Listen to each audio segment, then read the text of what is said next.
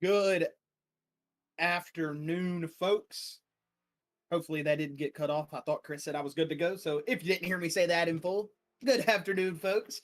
And welcome to another great night of racing as you currently ride on board with Bryce Hunter, your first driver out of pit road, getting ready to go here in that number 9 machine.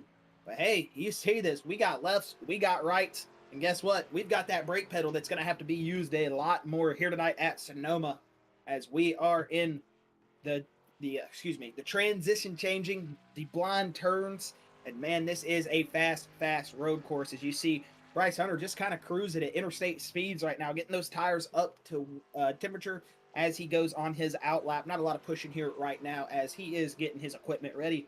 But either way, we are here in Sonoma, or at Sonoma Raceway in the beautiful state of California, as we are on the West Coast virtually for this Bluegrass Racing Cup Series road course night here. And it is going to be a fun one as we've got some talented drivers out in the field. Frankie Barroso, Darius Boyd, Tyler Johnson, Casey Barlow. Got guys like John Kinder, Brian Terry was in the truck race last night, wasn't he? Yes, he was. Yeah, I was going to say. Yeah, Brian Terry drives the trucks. Either way, got Brian Terry coming off his unfortunate night in trucks at North Wilkesboro. If you joined us for that, you know that was an awesome race. Either way, got a bunch of good drivers out here, and we're looking to see if we got a little bit of road course ringers in some of these guys. We know the ovals are one thing, but road courses, that is a whole different ball field, as we have 45 laps to get it done here at this 2.5 mile. It says 45 laps on the race, and oh, well then I do apologize. It is 45 then. Either way, what was I saying? Oh yeah, we got 2.53 miles here with 12 turns at this beautiful road course at Sonoma Raceway. This is just a great racetrack. I remember back in the days of NASCAR Thunder and all those old PlayStation 2 NASCAR games. This was always a track that I don't know why I loved so much. As I got older, I never really, thought about it until I got older, but I was like, man, Sonoma was just one of those tracks that, as a kid, I enjoyed. I remember blasting down this section in the NASCAR Heat games, or NASCAR Heat, excuse me, the old NASCAR PS2 games, and I always would be driving that Terry Labonte car or something like that. I was just always very fond of this racetrack. A lot of Forza memories on this track, drifting, but hey, we've got a whole different discipline here tonight. We've got some cup cars, we've got the Bluegrass guys, and they are getting wound up. As you see, Jimmy Allen currently setting the fastest lap in that number 16 machine, a 140.94. And at these road courses, it is hard to get a very consistent lap. You have to be on it in every single turn, putting that car on the absolute edge. As you see Jimmy Allen just getting a little bit wibbly there as he is over his second lap. I'm assuming now as he is all off the track. That lap. That's how it looked like. Done. Oh, sorry, Josh. I was gonna say that's how it looked like last night when I was trying to drive it.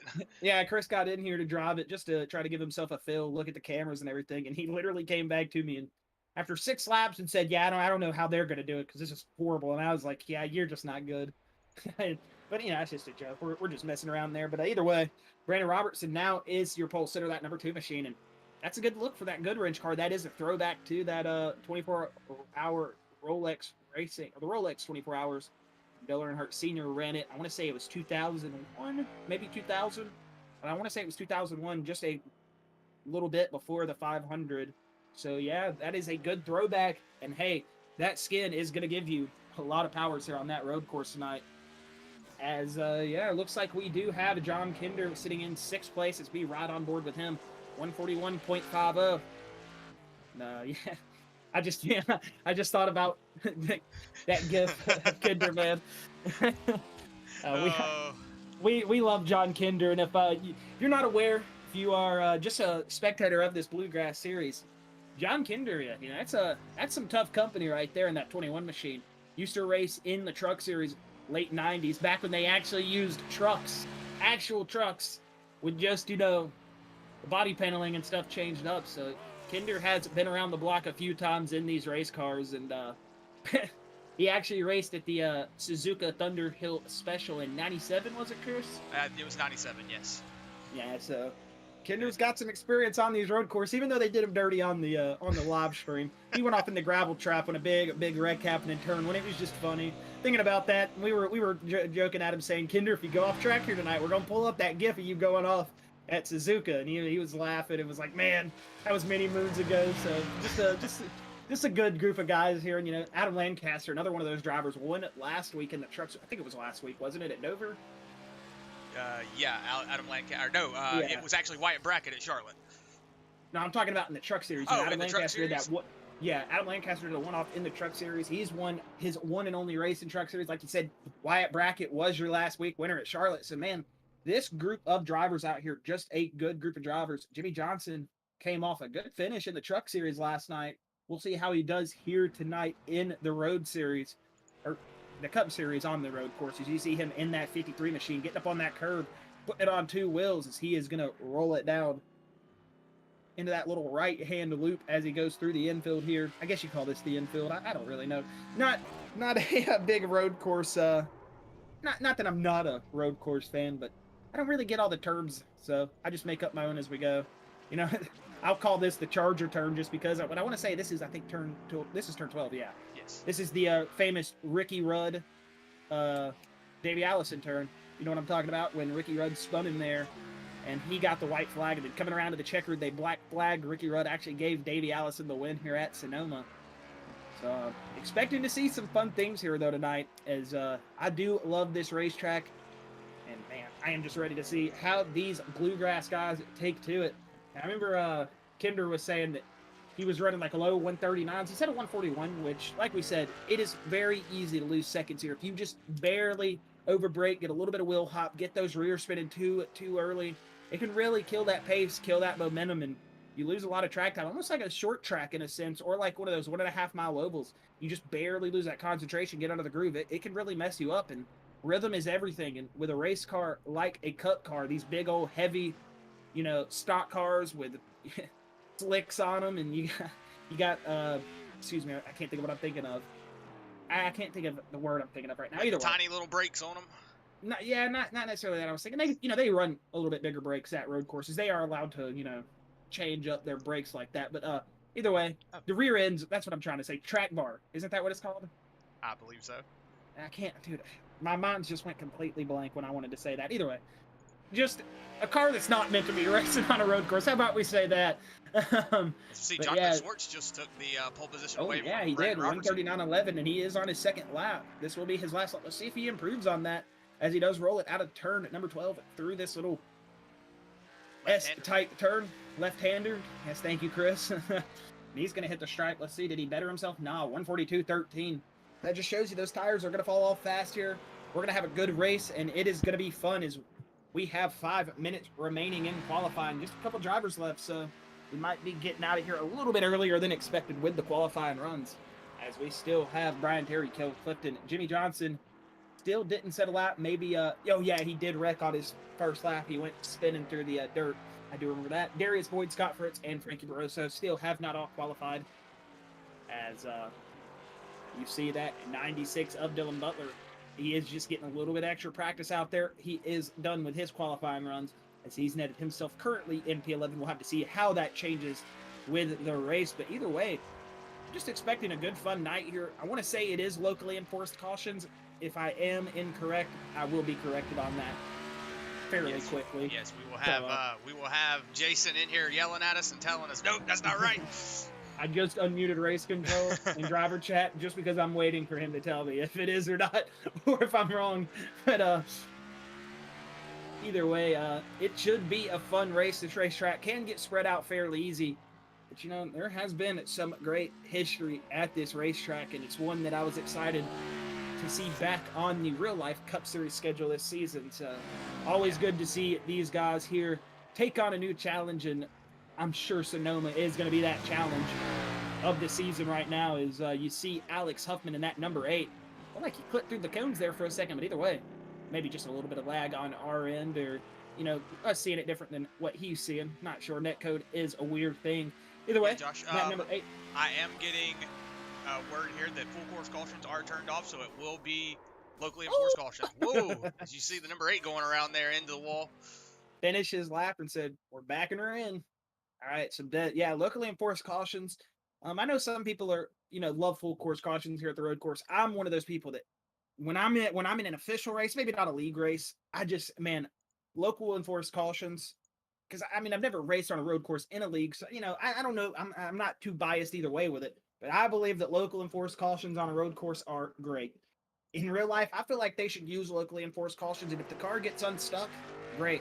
Look at F1, man; those cars are running at 200 miles an hour, and hey, they've got locally enforced cautions in there, unless it is a car that's stuck, or not by a marshal's fin, which is understandable. No danger to the drivers. But in the virtual world, these local enforced cautions, man, they make your night a whole lot easier, because those pace laps around a 2.5 mile road course, let me tell you, that is not fun.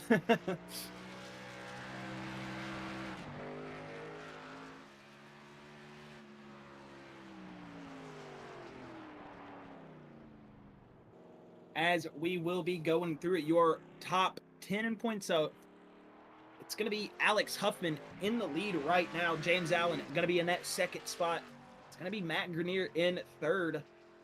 Him and James Allen both have a win. Alex Huffman still hasn't picked up a win this season, but he is leading by 9 points with 10 starts. 499 compared to James Allen's 490. James Allen was actually your leader last week, and he moved down a position. Then you're going to have Matt Grenier, like I said, in that third position, also a win. John Kinder right behind him in fourth, with Trenton Jump in fifth. Scott Fritz is going to be 6 in points coming in tonight, with Adam Lancaster in 7th. Frankie Barroso in that 8th spot, with Wyatt Brackett, who picked up his first win last week at Charlotte. That gave him +4 on his point advantage, or excuse me, +4 on his moving up in the points.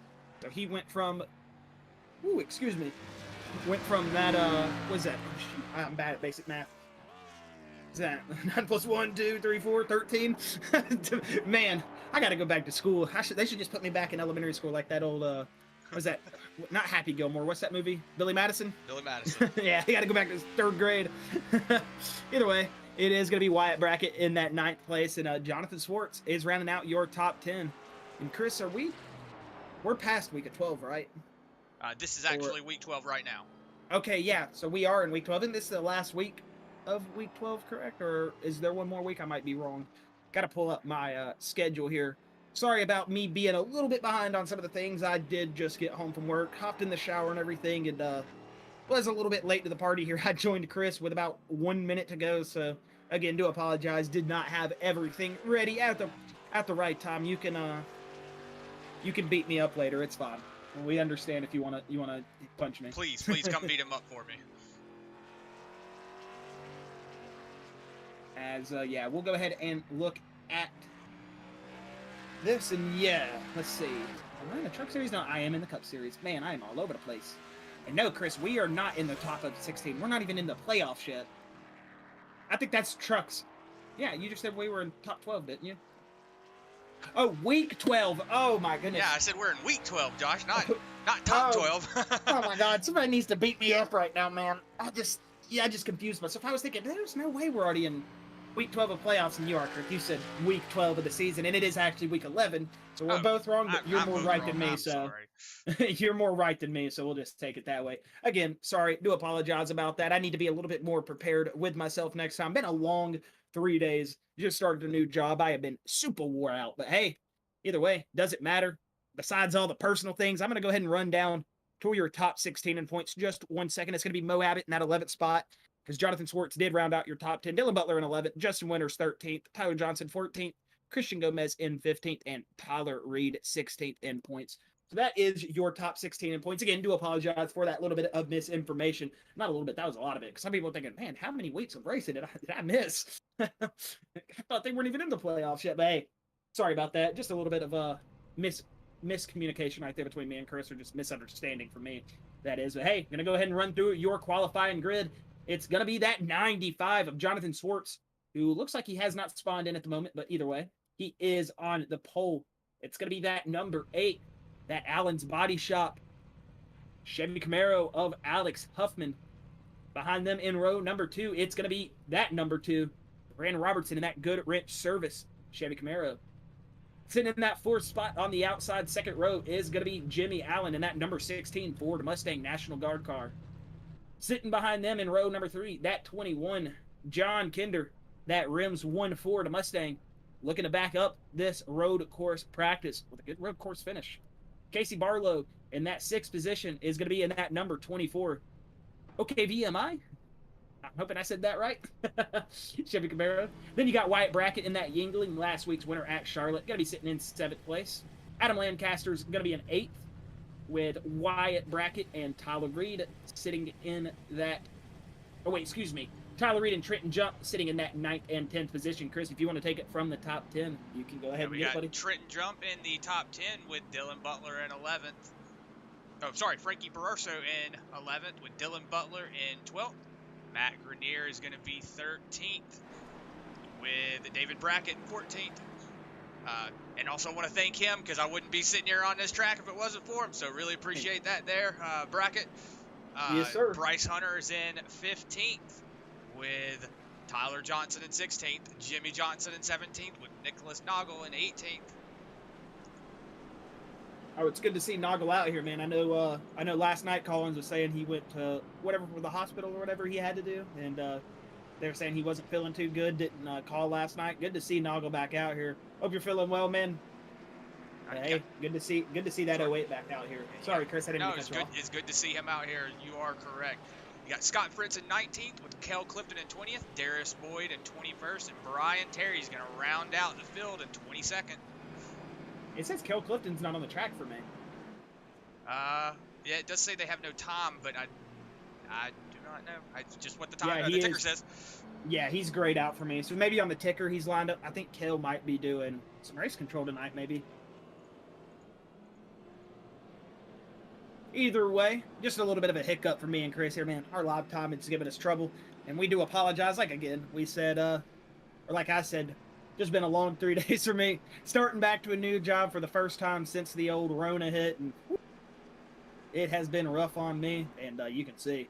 I'm going to have to get back in this. Blood's about to start flowing, though, man, because I race in Porsche that's dang faster than those Cup cars out there. Sometimes on these road courses, that Porsche would outrun you back in the older updates. Looks like they might have slowed it down a little bit, but the AI line for that Porsche, man, that thing would take off and leave you. At Daytona road course and stuff. It would get through the International Horseshoe and everything so much faster. You're going like 75 and you're cooking like a 30 trying to get it to even hook up. But either way, that Porsche iRacing pace car going to get safely on to pit road. The field is going to be coming through the last set of turns right here. Is the 95 of Jonathan Swartz, the 8 of Alex Huffman. They're coming to the front straightaway here after they take this short little left-hander. Fred the flagman is going to get ready to wave these guys on as the green flag is out. Go, go, go, driver. Get on that loud pedal. We're racing here for the Bluegrass Cup Series at Sonoma. And it looks like we've already got a big start here. 2 wide racing all through the field. It's going to be side by side here for a moment. But if you're out there in that 95 machine or that 8 of Alex Huffman, you don't have to worry about that bundle of race cars behind you. That big old gaggle of cars. You can get out and get some clean air. And you bet those guys in the front going to pull away here just a little bit. As you see Casey Barlow diving to the outside of John Kinder there in the background of your screen. As we are rolling here, you got that 33 of Wyatt Brackett, last week's winner. Looking like that momentum's coming back to help him just a little bit as he is getting the road course ringing down here. And look at that 28 of Adam Lancaster going to the inside of Frankie Barroso. They're fighting for that 8th and 9th position as you see that 46 of Trenton Jump pulling up to the outside. That's the old Matty D, Daniel Suarez spot from a couple weeks ago where Matty D went on, or no, not Matty D, excuse me, what's his name? Michael McDowell, that's his name. Sorry about that, and yeah. Got the retaliation there on the last lap in the last turn Daniel Suarez did. So, hey, if you're a Suarez fan, you love it. If you're a De Benedetto fan, you hate it.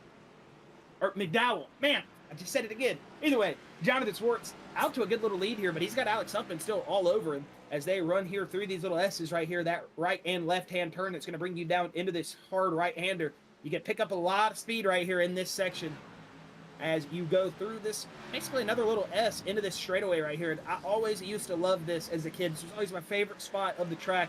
With the old NASCAR games, they would always have so many cool barriers and sponsors, or like the sponsor billboards. I always used to love this section as a kid, and still one of my favorite sections on the Cup Series road course races. Still, I just love that spot of the track. These guys, Chris, look like they've had a lot of practice. Is that Adam Lancaster coming down pit road on lap number 1? Maybe a little bit of early strategy here. Maybe he got into something. Might have had some broken suspension, not sure. Or Adam Lancaster just playing that game. We know these road course pit stops are very, very random. Guys will just pit lap 2, lap 3. We'll see. It looks like Adam Lancaster was clean, though. Yeah, he just decided to come down pit road. So it looks like we've got a little bit of early pit strategy, or maybe he wasn't going to make the turn, but it looked like he had it. That Lancaster transmission, though, number 28, is down pit road. Yeah, he is getting service, Chris. We'll see if he does come out, and there he is. Yeah, so a little bit of early pit strategy. First lap, Adam Lancaster's already in. Yeah, I did hear in the pre-race driver meeting, that they were worried about they weren't going to be making it on fuel, but it looks like we've got a couple of cars going off track back here. It looks like David Brackett, Tyler Johnson, Nicholas Noggle all went off, but it looks like they have came back on the track altogether.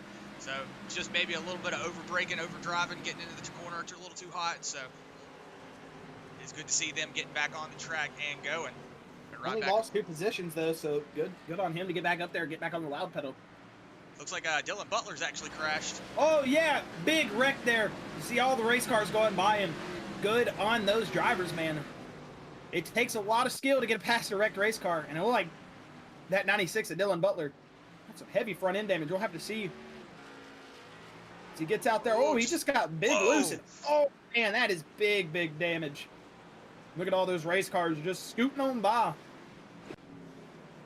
As we go back on board here, live with Alex Huffman, you see that gap now starting to form as Wyatt Brackett, that 33, now down pit lane at lap number 2. As I'm going to say Jonathan Swartz now out to a 1.83 gap. Look at that, fastest lap of the race. 2 seconds faster almost, or excuse me, 1 second. No, almost 2 seconds, yeah. Faster than that 8 of Alex Huffman. I said Hoffman again. Gotta stop doing that. Either way, Brandon Robertson, just about 0.07 of a tenth off of Alex Huffman. Man, Jonathan Swartz setting the pace earlier. 1:39.89. That's pretty fast here in race condition. But what I was going to say is pre-race driver meeting, I was hearing them talking about that they only had 15 laps of fuel, and the stage break will be at lap 15. So maybe just a couple of cars coming down, getting that gas a little early, so that way they can make it to the end. Make it to the end. And Chris, that could be a little bit of strategy, as you know, some of these drivers will pit a little bit later. We'll have to see how that does work out, as we are still rolling here at lap number 3. Like we said, locally enforced cautions only, so shouldn't have to worry about, you know, those big long pace laps. See that 16 to Jimmy Allen running it wide, almost hitting a double apex in a sense, as that is a very hard turn to hit. It is a double apex turn. You'll see a lot of drivers run wide there, but like that 16 to Jimmy Allen knew what he was doing right there. Just swung that left sides out a little bit wide over those white lines and really hit that second apex hard. You see Casey Barlow, that 12 of Frankie Barroso, and then behind him, oh, that's Alex Huffman. That was your second place driver. He has fallen all the way back to 8th place. As I was sitting there thinking, man, why does that look like Alex Huffman getting past with so many cars? Because, Josh, it is. That is crazy. We'll have to go back and see what happened to this number 8 in just a moment, as you see him getting back rolling right here. Nope, that is the replay, actually. Sorry. Oh, dang. See how hard that thing got stuck in there? Yeah, as you saw him coming around that turn, there's going to be a lot of, you know, these cars getting into those corners. You know, that turning left, turning right, having to slow up, and then you want to get back on the gas because you're having to slow down a lot. That car will go around at any point. And that is going to open the door for that number 2. That 24-hour Rolex race throwback to Dale Earnhardt in that number 2 Good Wrench machine. Looking good out here, doing that skin some good justice at the moment. Up into that second place position for Brandon Robertson, and that's also going to promote Jimmy Allen into the top 3. He's going to be sitting in that 3rd position. And look at Jonathan Swartz, Chris. 5 5/10 off of Brandon Robertson. 6, almost 7 seconds away from that 3rd place position of Jimmy Allen. So here early, lap number 4, Jonathan Swartz is looking like he is going to be the dominant race car driver on this track. And hey, that is how it usually goes on these road courses. You've usually got a couple guys that are just bad fast and racing up there for the lead, or you just got that one guy that's usually out there just hauling the mail. And it looks like Jonathan Swartz has signed up to take that role today. As right now, he is looking good, but hey, Alex Huffman in that 2nd place spot just showed that just because you're out there in that clean air doesn't mean you're always safe. And oh, saying that, 53 of Jimmy Johnson around, he's going to gather it back up. No damage to that race car, besides he is just going to lose some positions. But after seeing some of these early wrecks here, that could have been way worse. And say that again, Adam Lancaster now, the number 28, who just pitted on lap number 1, that early pit strategy, he goes off. So man, here at lap number 4, we are starting to see some slipping and sliding from these race cars. And look at that 21, rims 1. John Kinder going to come down pit road, maybe flexing that little bit of strategy muscle. He might pick up some spots here. Who knows? We'll see what happens as John Kinder is down pit road. You got to ride on board with Brandon Robertson. You see from this hood view, just look how blind these turns are. Even more blind in the race car. You don't see as much as you're seeing through that front windshield as you see on the hood, obviously, because it's a little bit higher. A couple inches up there, maybe a couple feet, who knows. But either way, Brandon Robertson rolling. And look at these blind apexes, these blind turns. You just got to have a lot of track knowledge, knowing where you're at. Just think of driving with a blindfold. That's kind of what it feels like when you're driving with these hills. It's just, am I going to make it? Am I going to go wide? Am I going to do this? Just a lot of mental preparation goes into these kind of racetracks. You just have to know where you're at all times, or it can spell disaster like you've seen for some of these guys tonight.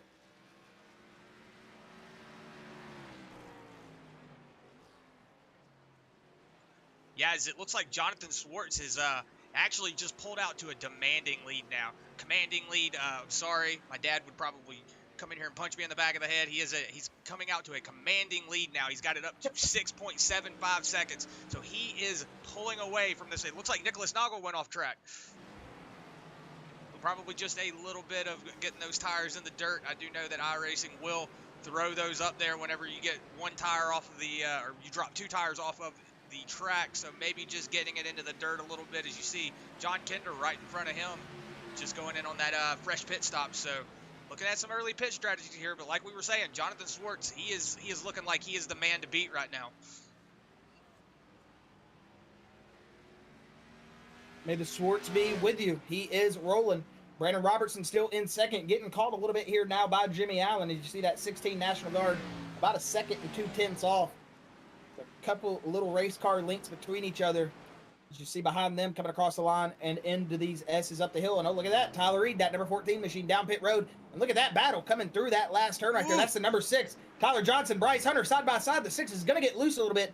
Maybe not pull that Ross Chastain where he just drives through half the track and, you know, NASCAR doesn't penalize him. But hey, NASCAR is weird, man. And They are bumper to bumper. And talking about people moving, Chris, look at Darius Boyd. One of those drivers that's put himself up into the top 13, now top 12, as he is sitting up 8 positions from where he started this race from. That 10 is moving, and that DoorDash machine looks like it's trying to get that delivery done as fast as possible tonight as he's rolling. But look at Wyatt Brackett now, going to stick it to the inside there, coming up the hill, and they are going to be going downhill into another blind turn. As you see that one is Scott Fritz. He is all the way back in that 20th position. Looks like Scott just not having a good start to the night here at this road course. Maybe just not comfortable as it looks like he went off track. We're going to see what happened here. Probably had to get on the brakes a lot. I did notice in chat earlier, yeah, you see him just left to slow that down. That pretty much looks like how it was when I was driving it last night. So, you know, he was saying there, if he gets any points for going off in the dirt or anything, that's going to be his mainstay, because he is a dirt driver and he does not like these road courses. Just set his car up to be bad loose so you can just drift him. Make a drift setup. That's how Scott Fritz will get around here. Be pulling away from everybody sideways. Tokyo drift intensifies. Either way, Jimmy Allen now only 6/10 back, Chris, from Brandon Robertson. That 16th starting to put a little bit of a move up to that number 2. Maybe get a pass here in a second for that second position. Right now, we're looking at that number 6 of Tyler Johnson, who's usually been driving that Viagra car in that Valvoline number 6, that Mark Martin throwback. That is a fresh-looking race car he is in tonight. You see that Valvoline number 6 Chevy Camaro, as he's got Matt Grenier all on his inside now. They're going to be too wide there for a second. Look behind them in 10th place, Chris, Brackett. And not speaking about Wyatt, but we're talking about David. The father was saying they were brothers, but Brackett came over the radio the other night when we were talking in Discord and told me, man, I wish I was that young. That's my son. I was like, crap, man, I've been calling him your brother this whole time. I always thought David was young too, man. You hear him talk. Just sounds like he sounds a lot younger than what you think he is. But hey, Brackett is rolling, man. Top 10 for him right now. And hey, I'm pretty sure if you're not very comfortable with these road courses, you take a top 10 when you can get them. Yeah, and it looks like he's starting to just pull that lead out even more. It looks like Trenton Jump has went off track as well. Gonna go see if he's okay. Yeah, it looks like he just probably spun it around. As you see that number 12 Frankie Barso going to go around him. Oh, but he's going to have to take it really wide. Didn't like that line that he had to go into. He's going to cross him over right here, maybe? No. I was going to say, if he had just a little bit better run, it looked like he got loose as well out there. He might have been able to get that crossover if he hit that second apex very hard, get on the gas just a little bit earlier, extend that straightaway as long as possible on these road courses. And C53 of Jimmy Johnson, who was involved in a single car spin around through the dirt. No damage on that race car at the moment from that accident. But it looks like this spot right here, Chris, coming out of that left-hander up the hill, has caught a lot of people out off guard here tonight, as that seems like where we've had most of our single car spins. I mean, you saw the 96 of Dylan Butler get around right there, but look at that. That 46, that Ford Performance Ford Mustang, going to be pulling down pit road here at lap number 7. We got, what, 7 to go before the stage, 8 to go? You said it was at the end of lap 15, it was 15 going to 16, so it'll be coming to lap 16. I was going to say, we usually do them at the end of this. Bluegrass seems to always do them towards the end of the lap. Not at the start like some other people do, but as right now, it looks like this is the closest battle that's going on track. As you see, the number 6 there, Tyler Johnson, getting a little loose coming out of that horseshoe.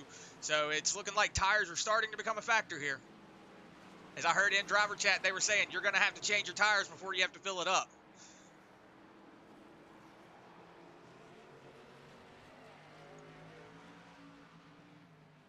So it looks like Jonathan Swartz has pulled that lead out to now 8.10 seconds. So he has got 8 1/10 second on that second place position of Brandon Robertson. Looks like Brandon Robertson's starting to just keep his pace up just a little bit, not letting that number 95 get away from him. But Jimmy Allen's also not letting that 2 get away from him either. He is trying to keep that second place position in his front windshield so he can try and get up there and get that second place position. And yeah, Jonathan Swartz, man, doing his best Kyle Larson impersonation. Just a shock factor here, as didn't expect him to pull away in that race, but not saying that we didn't expect Jonathan Swartz. We didn't know who to expect here tonight. Is anybody, you never know with some of these guys, man. They'll get out there and throw down wicked speeds, but it looks like Jonathan Swartz is that guy with the bad, fast hot rod tonight, and he is doing good.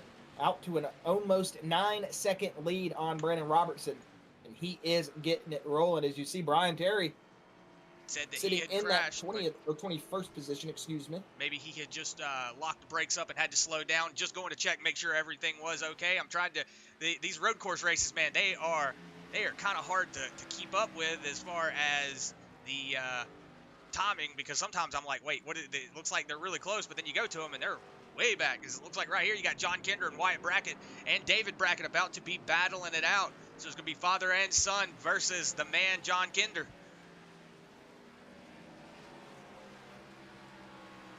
John Kinder is the man that Chris fangirls over every time he talks to him. I just had to say, we joke about it. We were telling, when Chris got in there and was talking to Kinder the other night, we were all just messing with him, telling him he was fangirling and stuff. We were talking about, the Thunder Hill Special, and just talking about some old NASCAR and, how he was saying how much it's changed over the years. And hey, that is a man that if you want to go learn about some NASCAR history, it's always fun learning about some of these drivers you don't really hear about. There are so many stories in NASCAR that you just don't know about. John Kinder, one of those drivers. I mean, I've watched the Suzuka Special about 3 times over, and Chris was watching it the other night, and he came into my room at like 1 in the morning, got me out of bed. He was like, "Dude, come here. Is this the same John Kinder?" And I was like, "I'm pretty sure it is." Like, I can look up his racing reference. Well, like I had said, and like I said, they joke around with me saying I fangirl, but it's one of those things where I was just watching a random video one night. I was just flipping through YouTube. I was like, oh, let's just check a track out, and then I saw the name John Kinder, and I was like, wait a second. And then I went in there and I was like, Josh, is this the same guy? And he was like, yeah, I think that is. And I was like, oh my gosh, that's so crazy. I mean, it's just, I'm sitting here watching a YouTube video, and then I come to find out that the guy's, he's actually driving in the league that I call him. Like, man, that's awesome. That's not fangirl. That's just awesome. Wait till we tell you about that 53 of Jimmy Johnson, Chris. all jokes. No relation. All for all we know. I mean, that could be the real Jimmy Johnson just hanging out, thinking, man, I can't look as good as I am. I'm a 7-time champion. I don't want these guys snuffing me out. Nah, just joking. Like to have a little bit of fun with these guys. All these guys in this league, super good group of guys. We enjoy being here every night. And sorry about the random conversation. Like Chris said, we've got so much spread out racing right now. We've just got to fill that void. But if you see, Chris, look at John Kinder, Wyatt Brackett now. They're starting to battle just a little bit in front of them. That is Bryce Hunter and that 15 of Matt Grenier. As you see, Tyler Johnson now trying to chase down these guys, but on a little bit older tires. So that number 6 seems to maybe be falling off just a little bit here, as Kinder and that Kinder and Brackett both have a tire advantage. Kinder pitted at lap number 4, Wyatt Brackett at lap number 2, so just a little bit of a tire advantage. Might not think it matters, but it does indeed matter.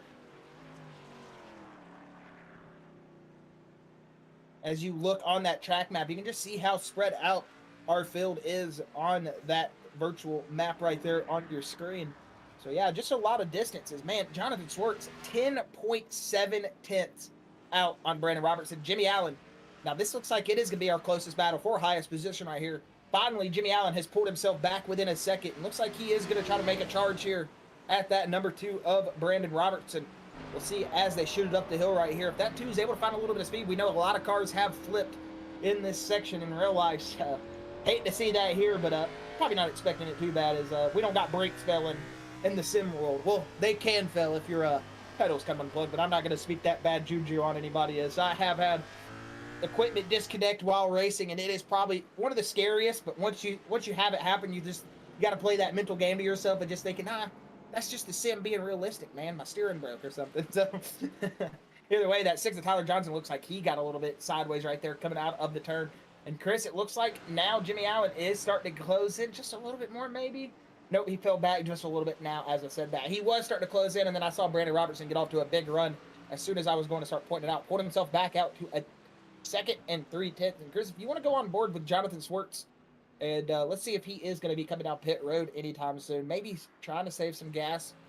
Let's see. Actually, if you want to, once he gets right here into this last turn, we can either go into his cockpit or right in this hood view. And just see what it takes to get around here as one of the fastest guys on the racetrack currently. As he is setting 143 lap times, but he is on those 11-lap old tires. Woo! A little bit loose right there coming to the last turn. Able to gather it back up, so you know those tires really starting to feel it now. As you see Jonathan Swartz pulling it down the straightaway right here. Straightaway if you're like thinking it's a straightaway. Either way, Swartz like is going to be...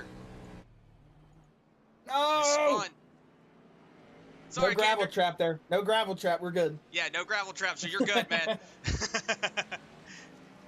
As we'll go back up here with Jonathan Swartz, we're going to actually ride on board with him, so that way you can hear just how hard it is to get around this track. You're going to hear him get on the gas just a little bit coming down the hill, but he's going to have to slow up. He's got that 13 of Brian Terry in front of him, so he's going to let him by.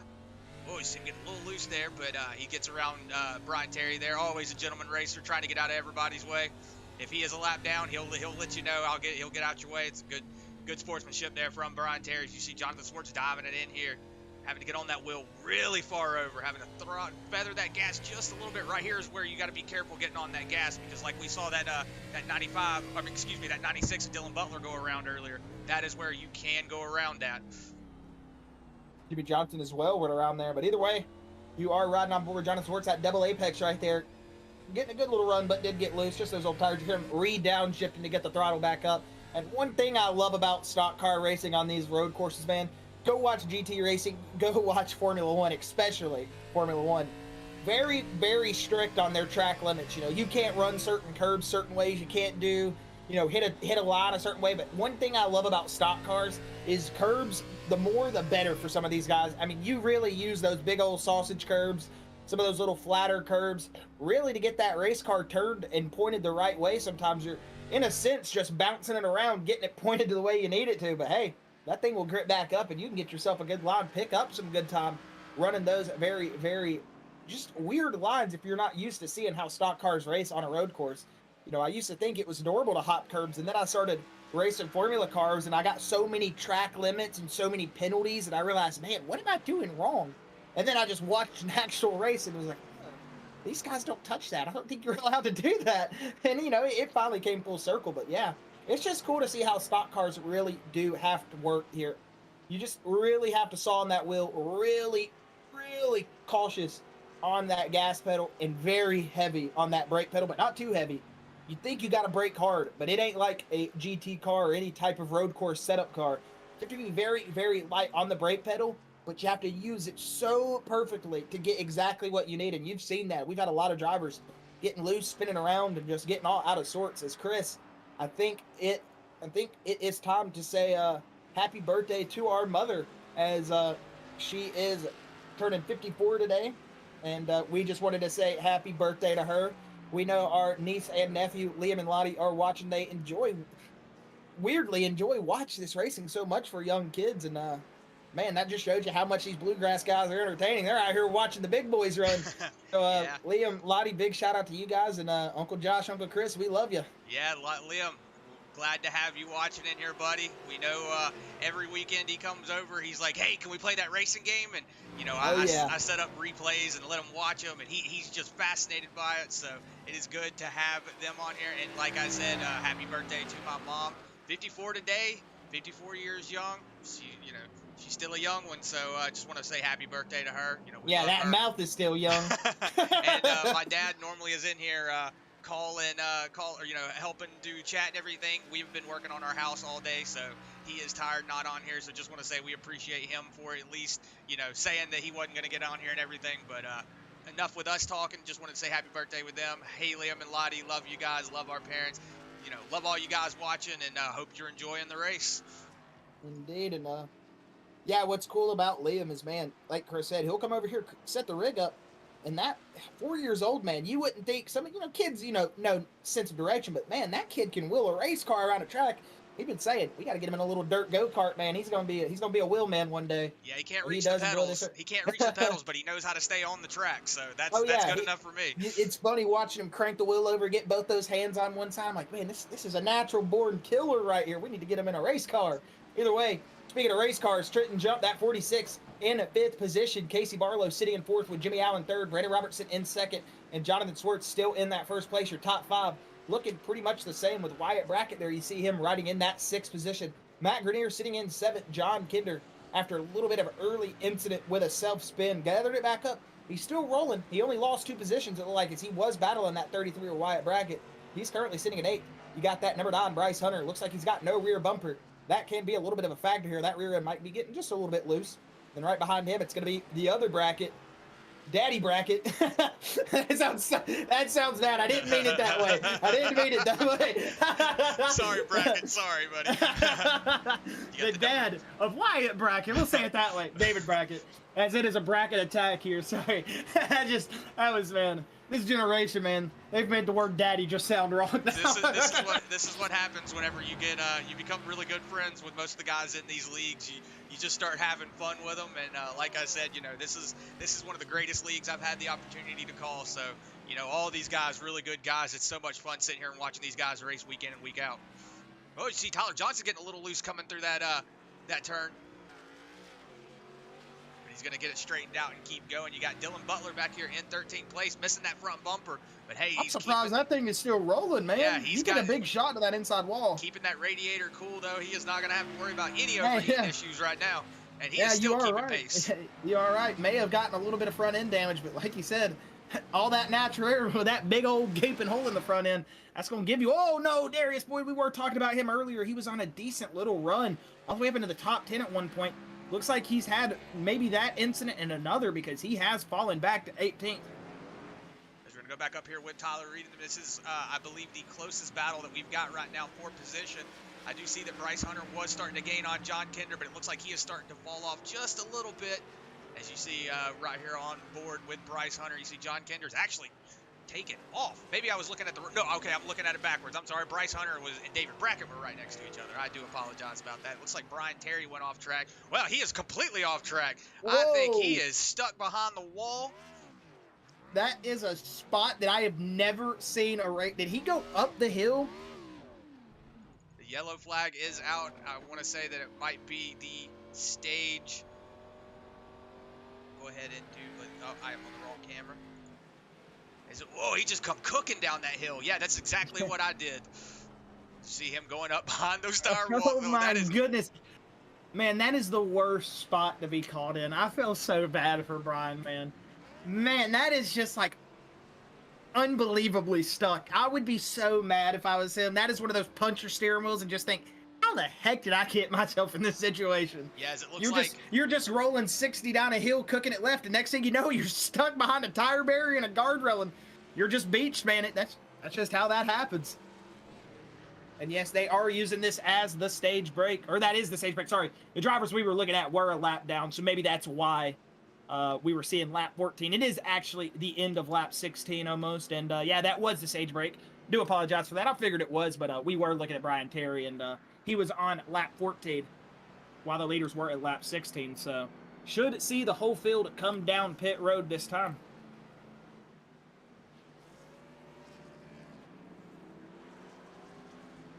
I think aren't they pitting this time? They should pit this time, right? Yeah, if they do pit, we'll go ahead and pull him in for a.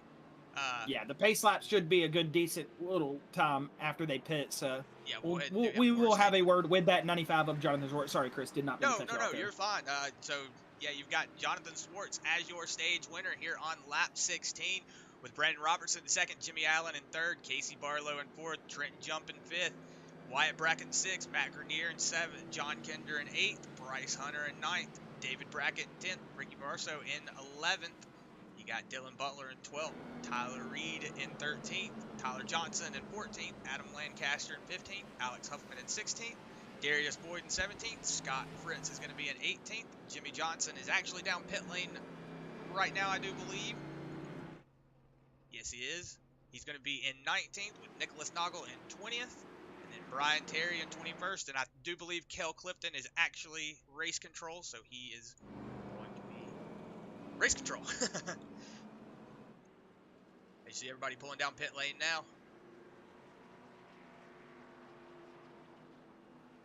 Okay, so Jason just came over race control and said, once this pace car does its next lap right here, they will be able to adjust the caution lap. So now we are going to be going 0 laps to green. So instead of having to roll around here for 2+ laps, we are going to be going much sooner. Good to know. Didn't know they could do that actually in race control. Learn something new every day. I want to say, but, I came up with a nick. Oh, sorry. I was going to say, with the new update, I do think that they changed a lot of the race control aspects of the pit stops and everything, so you can actually adjust pit caution laps and everything now. All right, so I'm going to go ahead and pull up Jonathan Swartz right quick, have a quick word with him, and we'll see what that number 95 has to say after the stage.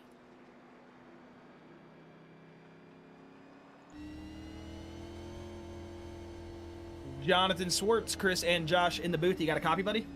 I got a copy. Hey, man, you are running out here. You had up to a 10-second plus lead on the field. Almost a second or a whole minute on some of these guys out there. Look like you've got this place pretty figured out. How's the racetrack feeling, and what you gonna do here after we get back coming from the stage? And also, congratulations on the stage win. Yeah, thank you very much. The track was definitely a challenge to drive throughout that run. A lot of us were a bit questioning whether we were able to make that first stage on fuel. So a lot of us are actually a lot of us were saving fuel that first run, and I was surprised that I actually got a lead that big, because I thought some people were going to be trying to like get the lead and then maybe pit before the stage is over, and other people are going to try to save fuel and go a bit slower. But I mean, what I noticed is even when you're saving fuel, you just have a lot of tire fall off. You're like almost 4 seconds a lap, and so I just feel like people being the ability to manage that fall off is really what comes down to, just like the gaps between cars. But I mean, even though I have a gap up here, it's definitely not easy to manage this car. A lot of wheel spin on the long runs, but I'm hoping I can keep it up throughout the rest of the race. Well, heck yeah, man. You so far have been the car out there that looks like the fastest and the most dominant. Set the fastest race lap at a 1:39, so you're getting around this place pretty good. But hey, buddy, we're going to let you go ahead and head back down to your channel. I'll get you back down there, and good luck in the rest of your race, John. And again, congratulations on that stage 1 win. Hopefully we'll be talking to you in victory lane here in a little bit. I'll knock on wood for you just so we don't jinx you. Thank you, guys. All right, thank you, buddy, and enjoy the rest of this race, man. I think. All right, and that was your stage winner, Jonathan Swartz, as he is getting it done here so far. It feels like we've been out here for 40 laps. Only been out here for 18, man. This is going to be a little bit of a longer race. Like I was telling Chris, he's like, oh, it's only going to be 45 laps. It shouldn't take that long. I was like, man, you got to realize 45 laps at a 2.5-mile road course, that's like 200 laps at a 1.5-mile track. So. Well, this is only like my second or third time calling a road course race, so I'm still not accustomed. You know, I know watching them, they do take a long time, but you know, I'm not really accustomed to calling them. So, you know, I'm still getting used to that. I do apologize about that. Yeah, I know when a 45-minute race at F1 takes about an hour, that NASCAR's with 45 laps, whew, that's going to take a minute. But, hey, by the way, enjoying the show. as the field is getting stacked back up here. They did extend the caution back again because people are trying to get caught up here. You see, that's 7th place. Nowhere near the guys. As you see, Frankie Barroso and Bryce Hunter, that's your 9th and 10th spot. David Brackett in 11th. And after pit stops, it looks like we didn't really have much movement in our top 10. As Jonathan Swartz, Brandon Robertson, Jimmy Allen, Casey Barlow, Trenton Jump, Wyatt Brackett, Matt Grenier, John Kinder, Bryce Hunter, and Frankie Barroso. That is your top 10. And Chris, I was saying this. I came up with a nickname for John we can annoy him with. All right, hit me with it. It's going to be John Fender Bender Kinder. As I'm getting, I got Texas Kelva in YouTube chat. Texas Family Racing, let's go Barroso. Yeah, man, he's looking good right now, sitting in that top 10 position. So we're gonna keep this track map up here on the screen, so that way you can see the numbers of the driver you were looking for. So that way, if you're like, oh, I wonder where they're at, you'll be able to look up here on the top right of the screen and see where they're at. So that way you're not having to go, oh, where's this guy? Oh, where's that guy? So gonna looking out for you out here tonight. Man, it's so many different layouts that can be ran here. There's sometimes that I've been in this track on other simulators and just completely taken the wrong turn, just completely blew off. And you saw there was a drag strip right there. There are so many different layouts, so many different turns.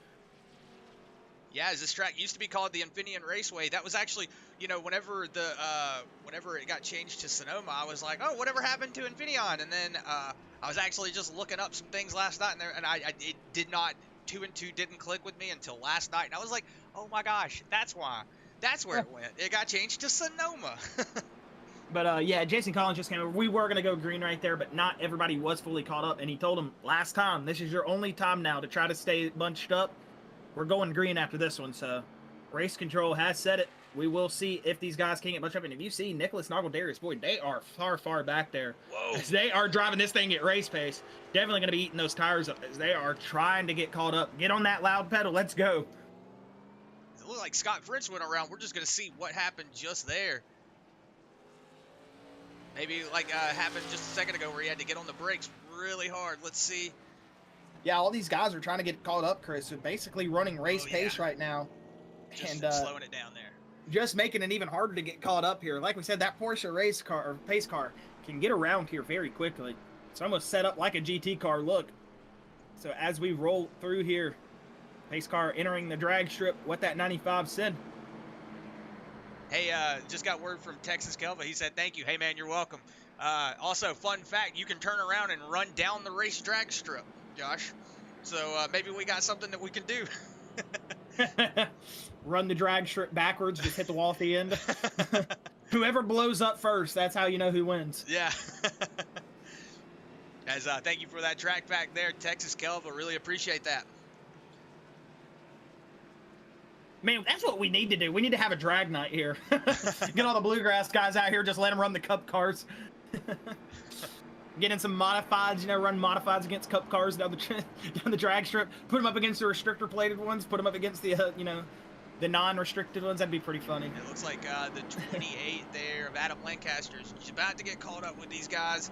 And you've got, looks like David Brackett, Jimmy Johnson, Scott Fritz, Nicholas Noggle, Darius Boyd, and Dylan Butler still hanging a little bit back.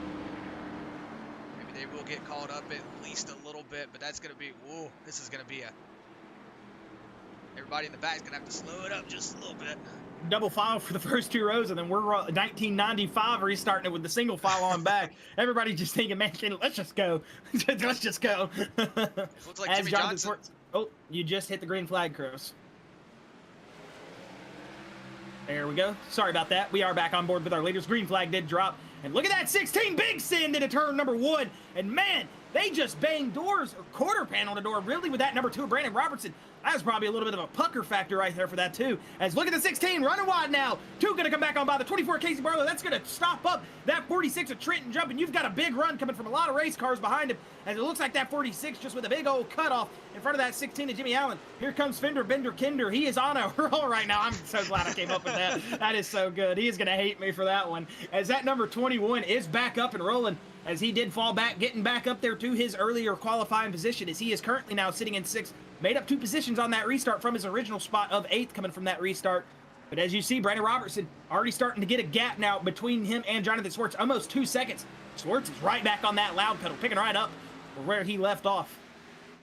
Yeah, it looks like he has definitely got this track figured out. As you heard him in that driver interview, he does enjoy that cushion, but whoa, that car's, it gets really hard to handle once you're trying to go fast. And you know, this is a track that you want to go really fast on, and sometimes you just have to let up off of it and slow down so you don't get that back end out from under you. Because like I said last night, I couldn't even get 6 laps around here. I couldn't even set a good pace. Best call I've heard from Race Control, Chris. Sorry, I don't mean to go off topic of what you were just saying. But best call from Race Control, I just heard Collins come over and say, new nickname for Kinder, Fender Bender Kinder. So, hey, it's sticking. I'm pretty sure Kinder giving me that virtual middle finger somewhere right now. Or he's just telling me I'm number 1 if you want to go PG rated. But hey, thanks, Kinder. I know, buddy. I know you love me. But Frankie Barroso, man, now he's back up into the top 10, Chris. He's moved his way up from 10th from when he, from 10th from that restart. He's gained 3 positions on that restart, up 4 places from his original qualifying spot of 11th. So it looks like Frankie Barroso maybe finding a little bit of pace there in that first section of the race. And he's starting to roll here as we're at lap 21. You see him getting up to that back bumper, John Kinder, there in just a moment. Go back up board here with Trenton Jump. That's Casey Barlow. That 16 of Jimmy Allen. That 2 of Brandon Robertson. That's from 2nd on to 5th right there. As you see that that 4th and 5th place position of, I'm confused right now. That 24 of Casey Barlow and the 46 of Trenton Jump. I was looking one person down and thinking, that's not the right name. Where am I coming at? Just looking at my timing all backwards. Whoa, 15 of Matt Grenier. That Holland Junk 15 off in the grass. As let's see if he can get back on the racetrack safely. He will. And that's unfortunate, Matt Grenier, as he was sitting all the way up in that 7th place just right there. We'll have to see what happened as he was in front of Bryce Hunter and company. Coming over that blind turn, probably, you know, like I will say, you think you can go a little bit faster than you should, and that's what it looks like it happened. It looks like he full sent it off into that turn, but he was able to keep it out of the wall and not get into that spot there that Brian Terry was in. It's good to see him still being able to get out on that track. Yes, sir. And you see Brandon Robertson rolling up into this big old sweeping right-hander, as this is where Kyle Petty said his famous words in TV, just like his dad, throwing those bombs out there. And yeah, I love this track, man. You know, Tony Stewart getting paid back here. Just so many great little fun things that's happened at Sonoma. It's just one of those tracks I've always just had a fondness about. Like I said earlier, just a great racetrack, good venue. And man, it doesn't matter what you're driving around here. Cup cars, you could be driving a dang scooter for all I care. You're gonna have a blast on this road course. Yeah, it's one of the road courses. Like I said, I've been looking into it a little bit more because this is one of the tracks that I actually don't know a lot about. I do remember, like I said, back when it was called the Infineon Raceway, so I was able to watch it whenever I was younger. But you know, I didn't really keep up with NASCAR growing up, and then, you know, they changed the name, so I thought, oh, the track just disappeared. And then when I was racing it last night, I was like, this looks really familiar. And then I was like, oh my gosh, this is the same track. So, you know, I started looking into it and everything, and yes, this track has a lot of history. It was actually, I do want to say that whenever Riverside closed down, this was the track that took over it. Man, rip Riverside. That is one track I wish, you know, them going to that virtual North Wilkesboro. I mean, I know they were able to laser scan that, but man, don't even laser scan it. Just get some of your devs to recreate it the best they can. I know iRacing could probably put together one heck of a Riverside. I would love to race Riverside in multiple sims. R Factor, a set of course. So you see Alex Huffman now with his hood off. He's getting that extra cooling. No overheating there on that 8 machine today. As like I was saying, though, a lot of sims I've drove this track in, especially iRacing. And man, I just I wish, or excuse me, Riverside is what I meant to say. I just wish we could get that track on iRacing, man. Give us an old 80s version of Riverside. I'm telling you, I'm going to be running that whole track. I'm going to be giving it to everybody. I love that track, man. It is fun. That's where the famous pass in the grass happened with Dale Earnhardt. Whoa! 53 Jimmy Johnson around into the wall. That's going to be trouble for the 46 Trenton Jump. The 24 Casey Barlow. As, oh, he does just go back to the pits. Good little move there from Jimmy Johnson. But it looks like we've got a car blown up, Chris. Good on Jimmy Johnson, that fast hoe. And no, that is the 46 of Trenton Jump, who was running up in the top 5. He is now blown up, and that is unfortunate for that Ford Performance Ford Mustang. He is just going to try to limp it back across the racetrack. And oh, that is just unfortunate. You hate to see that, as Jimmy Johnson did get around on his own, trying to get it gathered up as much as he could, stay out of everybody's way, but just unfortunate. Trenton jump, wrong place, wrong time. Probably wasn't able to react in time for that. Is you see that little bit of that straightaway right there. It is very, oh, he just got actually in. Yeah, unfortunate for Jimmy Johnson. You know, that was something that he probably just was trying to throw it into that left-hander, getting a little bit of speed and just got a little bit too in there, caught that inside wall. Unfortunate night there for Jimmy Johnson. But, hey, good fast toe. He did collect that 46 with Trenton jump. Like we said, nothing malicious. So, no hard feelings, I'm pretty sure, between any of those drivers as that does happen. So, yeah, you just hate to see it. As Jimmy Johnson, though, did get that toe back pretty quick, and it was good to see him get out of the way fastly and keeping it clean for a lot more of these race car drivers. Some of those guys would have just stayed there after taking that first hit. Just, you know, there's some people that wreck. They just take their hands off the steering wheel, put their hands over their face, look back, you've wrecked 9 cars. So, good on Jimmy Johnson, man. Even though, like we said, that 46 accidentally caught up in that. And that's why they do call them accidents. They're not meant on purpose sometimes. So, like we said, good awareness from Jimmy Johnson to get back to the pits as fast as possible. Jeremy Little in the Bluegrass chat. Go get him, John Swartz and Jimmy Johnson. Hey, Jimmy, he's the one that he's cursed you, man. He typed it 1 minute ago, and then you wrecked. So it's Jeremy's fault. I'm just kidding with you, buddy. He said, let's have another great night for Triple L Motorsports. Thanks for being here, Jeremy. It was good talking with you last night, man, and hopefully we can see you out on the track in the trucks again. As you said, you weren't able to race tonight, so that does bum us out that you weren't able to be here tonight. But, hey, man, you're here with us in spirit. You're here with us on the sim watching the broadcast. We do appreciate it, man.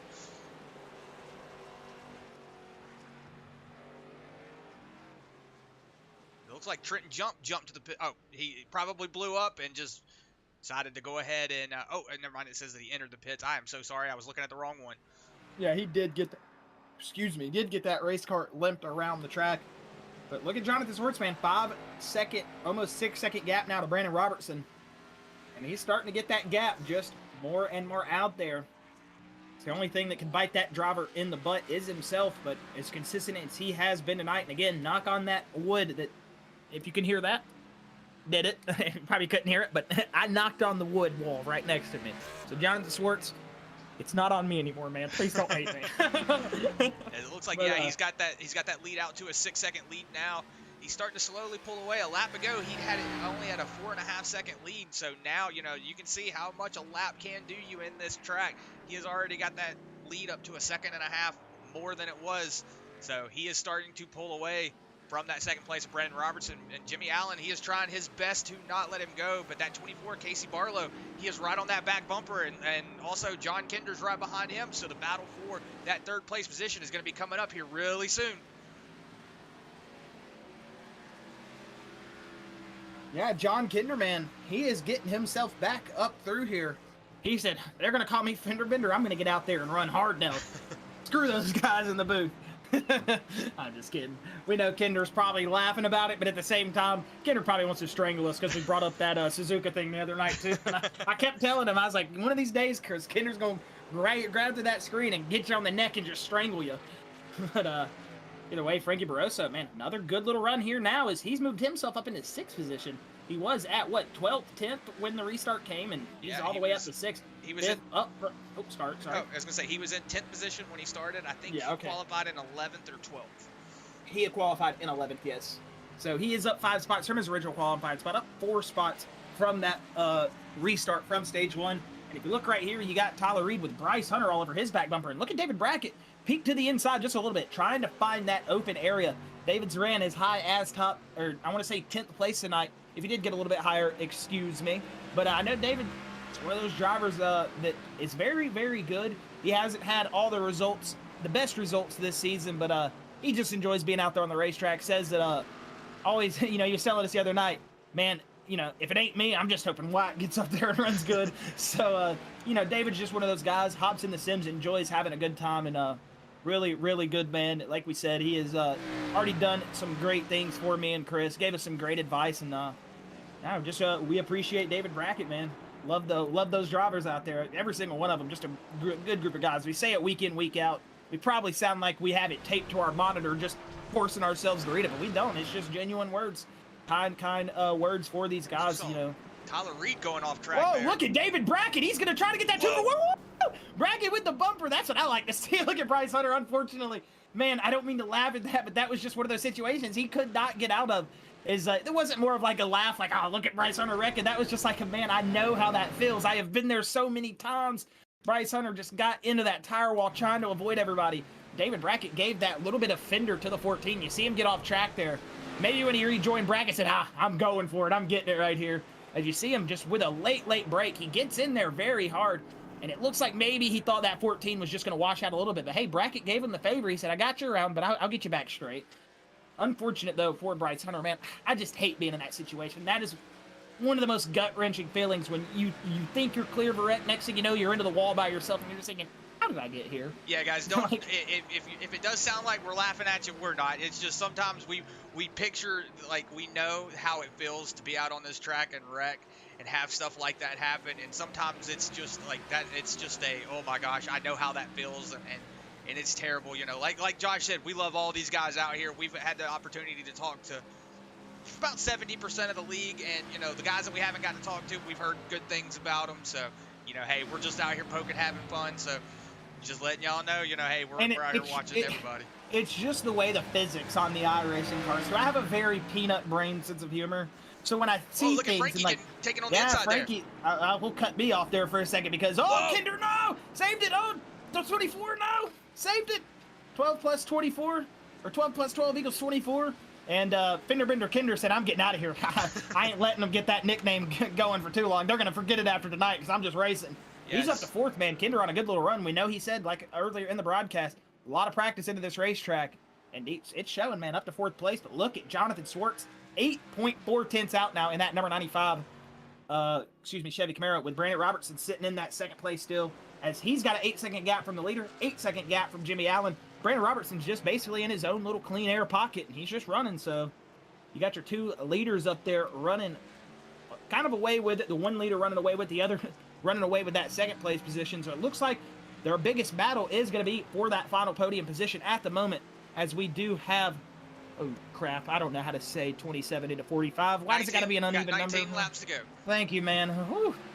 Yeah, somebody needs to buy me a calculator, man. I got Texas Kelvin YouTube chat, number 12 on the move, but it's 21 laps enough. Sorry, I just caught that comment. We got 19 to go. He is definitely on the move right now. He is starting to move up through these positions. He is knocking on that 24's door.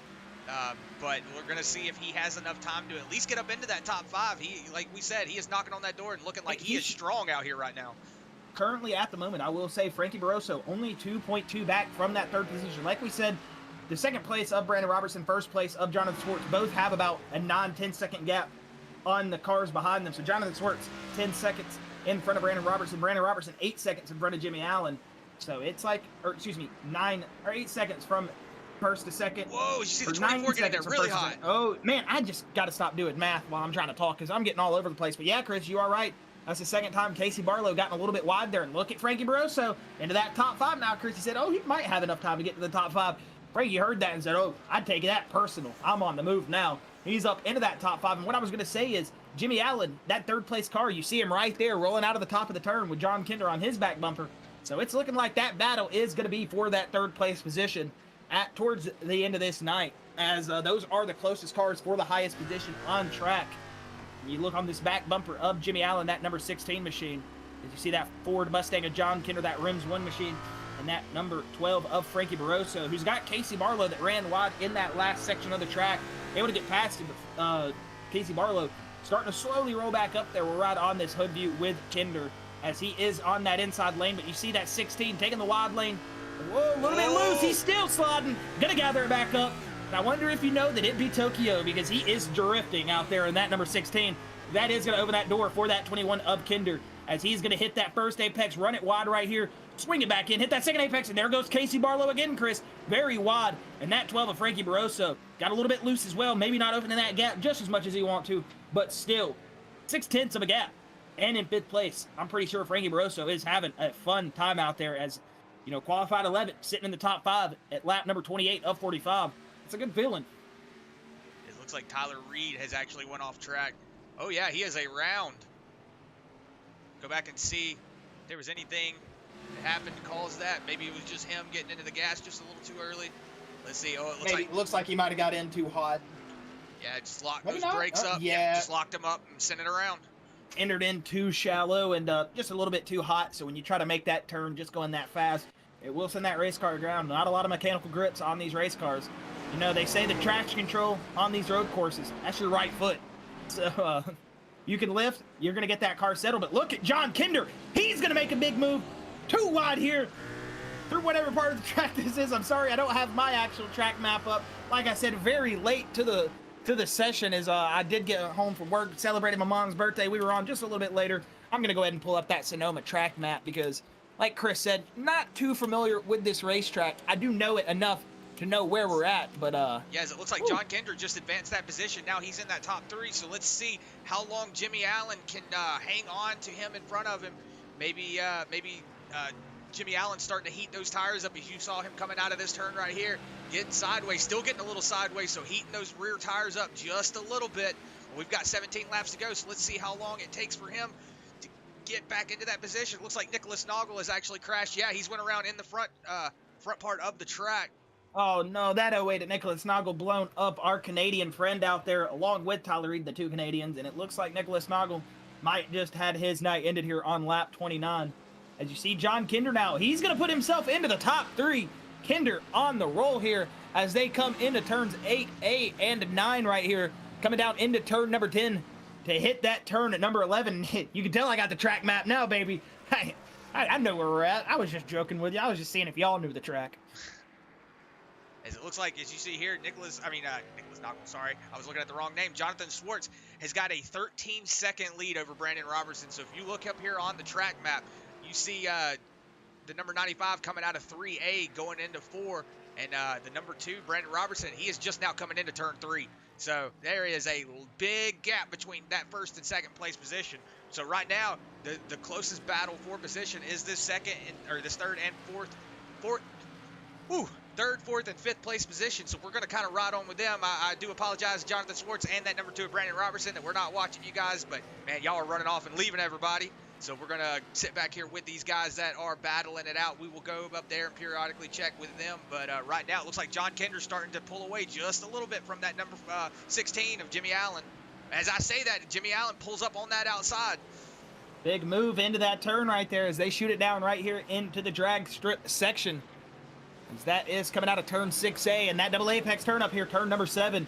That is probably one of my favorite turns on the racetrack. There's just something about setting the race car up, hitting this first apex, running that little bit of a wide line, and shooting it into that second apex. It just looks so awesome to me. I love watching this big old heavy body stock cars get around these road courses. It is just a treat for the eye to see these drivers with precision handling, precision driving, really good at knowledge about the gas, the brakes, knowing where they need to go, and giving it literally that last second effort to get the car stopped, to get the car turned in, because that's how you have to make speed in these race cars. And it is just realistically a treat within itself. As the 16 of Jimmy Allen is coming down pit road, the 24 of Casey Barlow, second wave of pit stops. It looks like that 8 of Alex Huffman with no hood also going to come down as he's sitting in 7th. Wyatt Brackett as well. We'll see if that 28 of Adam Lancaster decides to follow, as he's about 13 seconds back from these guys. About 7 now, and you see that 21 of John Kinder up into 3rd place, still sitting there. He's got Frankie Barroso about 9/10 back, about almost a second, as they roll it uphill into turn number 2. Coming into turn number 3 here in just a moment. John Kinder putting himself into 3rd, and he is looking to hold on to that podium position.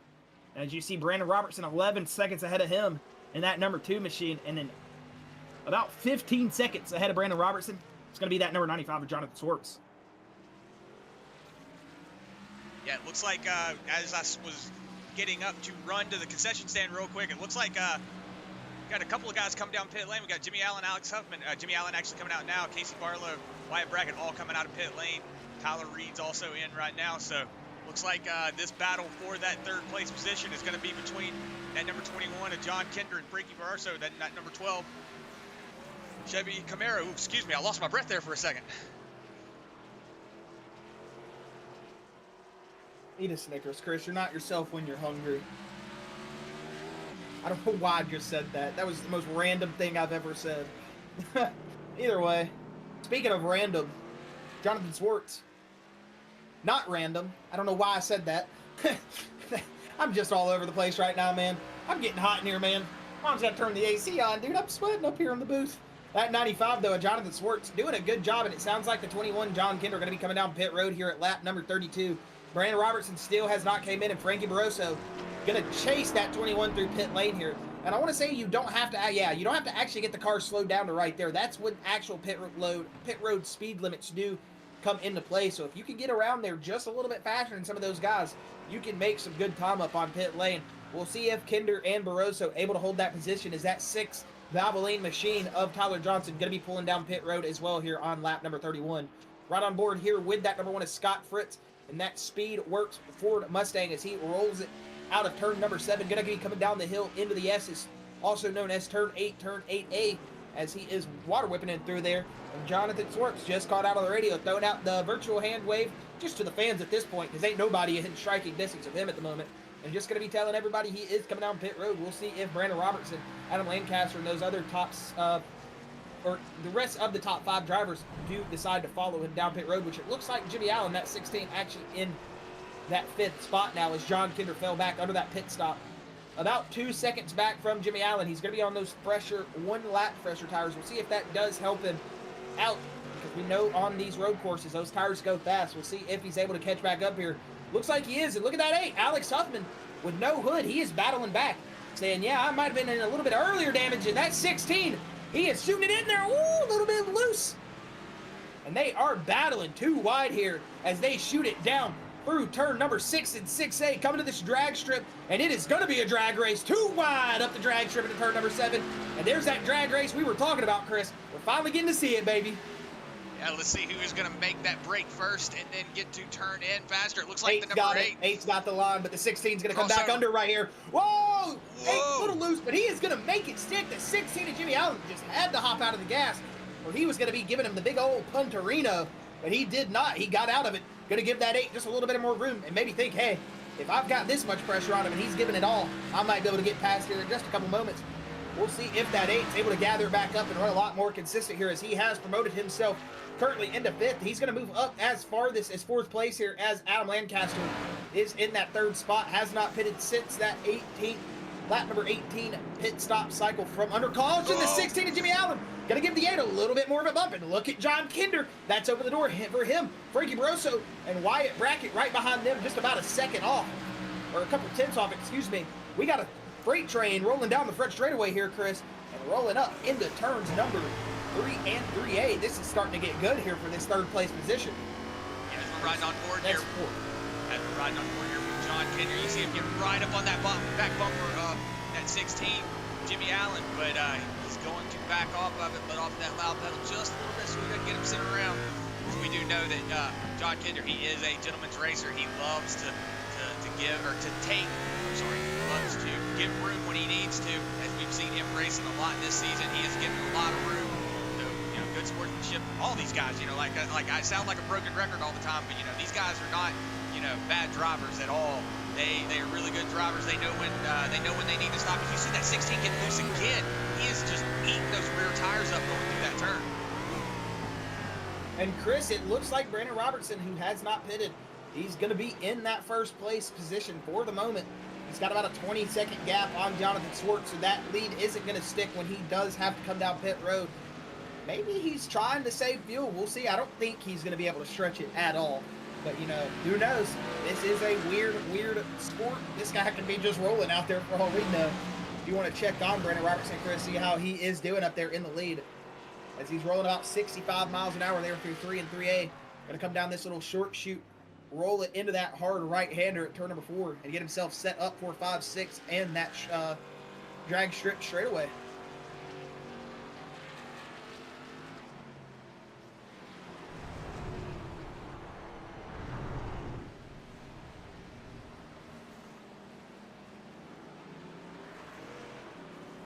Oh, as I switch back, I see Adam Lancaster going through the grass, so that 3rd place position is going to be slow it up just a little bit. That's going to allow Alex Huffman, Jimmy Allen, and Frankie Barroso to catch back up with John Kinder in tow. And as you see right behind him, Wyatt Brackett's also on that back bumper. So we've got a race here for these couple of positions. You see him going off track just a little bit, but he's going to get it back on Let's see if Frankie Barroso can actually get it down this hill. See if he can catch up here with that number 16 of Jimmy Allen and Alex Huffman, who seems like they are starting to run away, especially with Alex Huffman and not having a hood. He is going really fast. All right, and Brandon Robertson will be surrendering that lead this time by. As you see how hard he is getting into pit road, rolling about 45 miles an hour. So he's going to get it slowed down right here to 40. Or no, it's 45 on pit road here, excuse me. And look at that, Jonathan Swartz going to be rolling up. And you see that 13, that is Brian Terry rolling down pit road. Darius Boyd as well. And here comes Jonathan Swartz going to take back that lead and get out to a good little, about a 20-second advantage here. As Brandon Robertson still got about 30 seconds left, 13 now, maybe 14, close to 20 actually, still left on his pit stop, depending on how many tires he takes. But I'm assuming at this point of the race, everyone for sure would be taking 4 on their pit stops. This isn't like some of those shorter tracks where you can sometimes take 2 tires if you're saving well. A road course like this, especially with all these off-camber turns, very big transition changes, it is going to be eating up the rights and lefts equally. As you go back on board here with Jonathan Swartz, though, and yeah, 23-second gap. So that just shows you how much of a difference those fresh tires do, and that little bit of a longer pit strategy. Like I've always said, the longer you stay out, the more you eat that cake that you don't want to take sometimes. To make a just a difference between the tires, Jonathan Swartz pitted at lap 32, and Adam Lancaster, the last time he pit was lap 18. Jonathan Swartz just set a lap time of 1:39.77, so that's going to be his fastest lap of the session. But if you look, Adam Lancaster, 1 minute and 50 seconds. So that just shows you an 11-second difference between new tires and old tires. That is a big difference. Well, that 156 is also going to show his pit lane entrance, and he was slowed down to like 40. No, not Brandon Robertson. If I said that, I'm sorry. I meant Adam Lancaster. If I did say the wrong name, I do apologize. I see where Adam Lancaster and like a couple of these guys run about 150, 153. Some of them these last time by. So yeah, like you said, Chris, those fresh tires do help a lot. And there goes Scott Fritz. That Speedworks machine off track again, but he's able to gather it back up. We'll see what happened here. It looks like he was just rolling through here and just got it in there just a little too hard. Able to gather it back up though. Bottomed out on that curve just a little bit. You saw some sparks. Did you see him get it gathered back up here, and that 9 of Bryce Hunter just drives on by. We got 10 laps to go, Chris. Doesn't feel like we're already there. Man, we are already there. Yeah, this race has gone by really fast. It looks like Jonathan Swartz has got that lead out to 25 seconds now. So Brandon Robertson has got a time to catch up now. He is going to have to push it really hard if he wants to catch up to that first place position. Looks like right now, though, the battle for that third place position is about to be going down because Alex Huffman is about to be fighting off Jimmy Allen, Frankie Barroso, John Kinder, and Wyatt Brackett all in a quick second. So let's see if that number 8 can hold off the rest of that field, as this is going to be the closest battle for position right now. This is the time you're throwing water bottles out. You're taking little foam pieces off your roll cage, chunking them in. The car's behind you. You're trying to get those Mario Kart shells as well. Look at Frankie Barroso. A little bit of a trouble there coming into the turn, as it looks like he is able to gather it back up. And you got John Kinder now starting to roll his way back up there. He's just kind of reeling him in as he's did kind of get off. I heard him say he will hop coming up the hill through turn number 1 and 2 earlier. We didn't see it on screen, but I heard him call it out, and he did fall back just a little bit when he did say that. So Will Hop did bite that 21 just a little bit. Like we said, able to get it up, and look at that 16. He got a little sideways at 12 as well. Man, they were following that same exact line as they both got loose almost the same exact way. Able to gather it back up, though, as you see Jimmy Allen got the 12 of Frankie Barroso all over his back bumper, and he is going to the inside of Alex Huffman. Not going to stick, though. That 8 shut the door as they roll through that turn number 7 down into turn 8 and 8A. As you see Frankie Barroso now rolling up. He's going to be trying to peak here again. You got John Kinder coming up into the mix just in a moment if he's able to get some pace under him.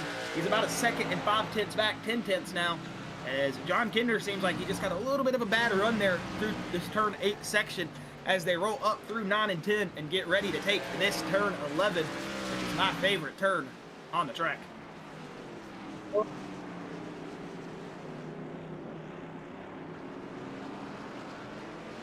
But that 16 might be coming back.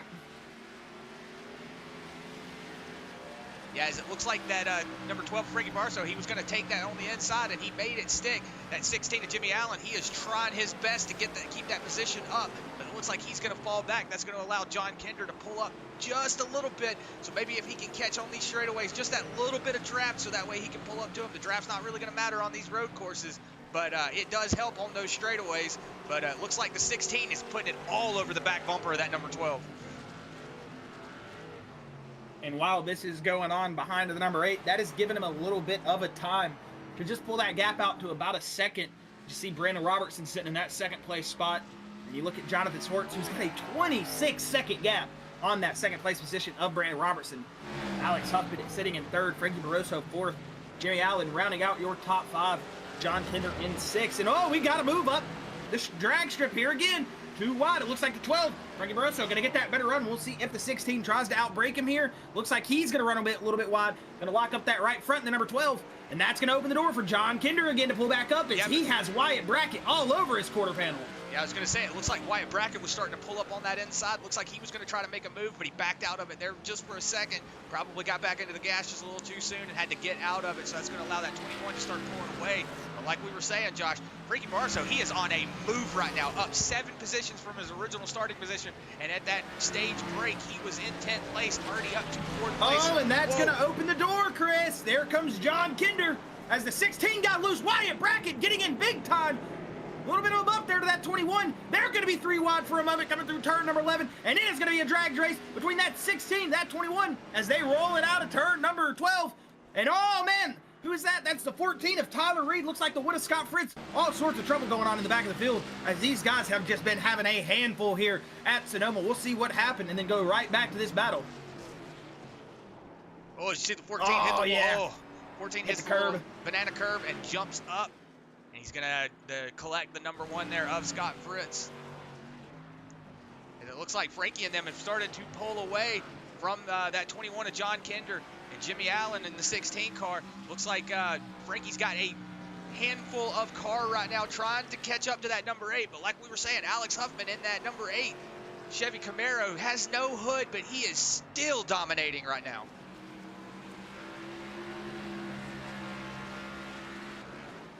Dominating the pack behind him, but the real dominator of the night, that's that 95 of Jonathan Swartz, man. Just doing an excellent job out here on this Sonoma Raceway. As you go onto this gyro cam and right on board with that number 95, coming to lap number 39 this time by. We've got about 6 laps to get it done, 7 laps, excuse me, to go. As that 26-second gap really doesn't have to be pushing as much as the, all these other drivers. He can just kind of float it through the racetrack with such a big gap. See him starting to pull up on a lap car in front of him. Not sure who that is at the moment. I'm going to say it could be maybe Brian Terry. That is the 38. That is the 38 David Brackett. Is that David Brackett? Okay. Yeah, that is David Brackett in the 38. Last man on the lead lap, and David Brackett's probably thinking, just don't get too close to me. I don't want to go a lap down. But if he does get there, that 38, gonna let him by. Good sportsmanship from all these guys, and Darius Boyd. Looks like he might have gotten a little bit out of shape. Yeah, we're going to go back up here and check on that 3rd and 4th place position. Looks like John Kinder and them are starting to fall back just a little bit. As you see, he is falling back a lot, actually, and so is Jimmy Allen. Jimmy Allen started to fall back a little bit. So John Kinder, he's going to have to do a little bit to catch back up with the number 12, Frankie Barroso. He is 4.46 seconds away, so he is trying his best to claw up to this 3rd or 4th place position. But right now, it looks like Alex Huffman has just taken over that 3rd place position and running off. Texas Kelva, go number 12, go. Got him. Yeah, you are correct, sir. Might have missed that comment. Do apologize about that, but you are correct. He did get him. Now he's sitting in that 4th place position. Yeah, sure. Frankie Barroso on a good little run here tonight. Up into 4th place, 7th position from his original qualified spot of 11th. And he is doing a good job in that number 12 Mark II Aerospace Chevy Camaro, really rolling it around through turn number 7, hitting that apex just right. And he's going to give it all he's got in these last 6 laps. He is going to want to catch that 8 of Alex Huffman.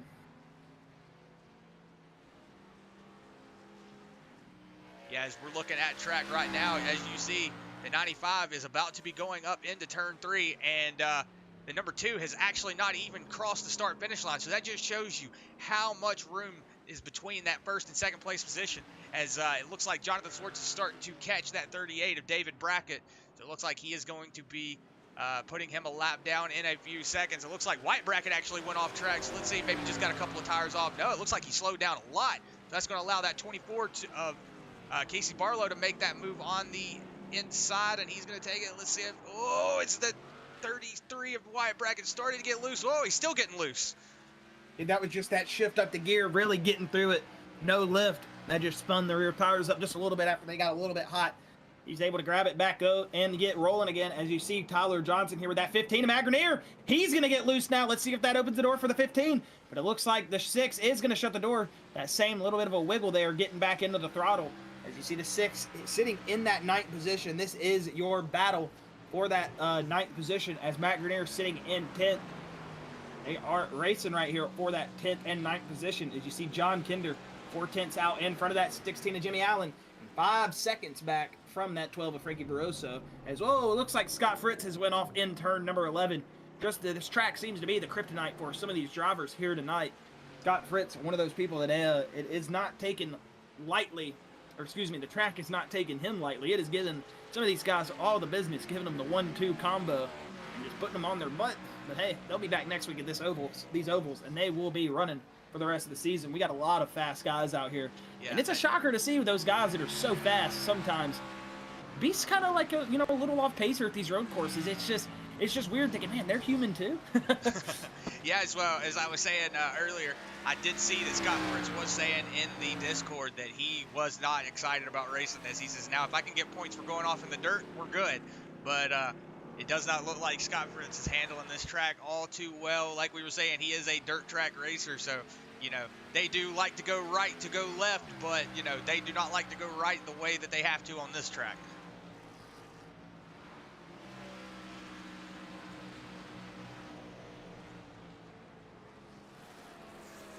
As you see that 16 there, Jimmy Allen.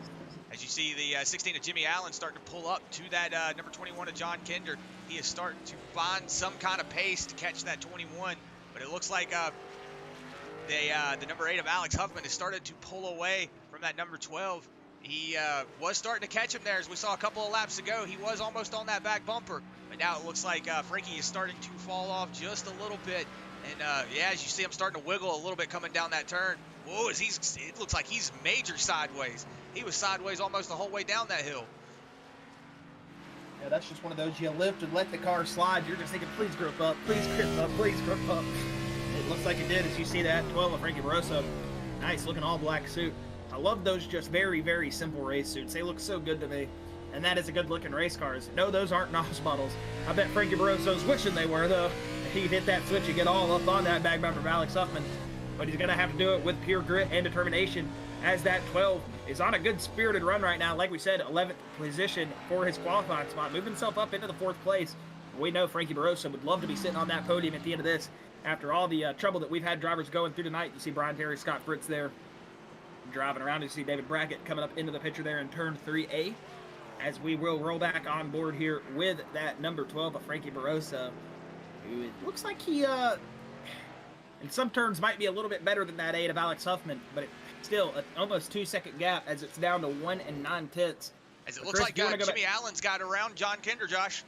It does indeed. I was about to say that if you want to go back on board with those drivers back there, but you took the words right out of my mouth. We'll see what happened here going into turn 7. He gave him the crossover, showed the outside, went to the inside. John Kinder had already committed to that lane. Good racing there from Kinder and 16. Both gave each other the proper room, and that's how you like to see these guys race. But we know some people like the lean and the banging, but they are racing hard, and that is the best way to get it done, the Mark Martin style. Just try to beat them with the hand you're given, and we love seeing those hard-spirited battles. You go back on board here with Alex Huffman. He's sitting in 3rd as he makes his way down into turn 6 to get set up for that turn number 7 up that drag strip straightaway. You see the 12 of Frankie Barroso and Chris. If you want to go back on board up there with that 95 of Jonathan Swartz, we are about to be at the 4 to go mark. Or excuse me, 3 to go.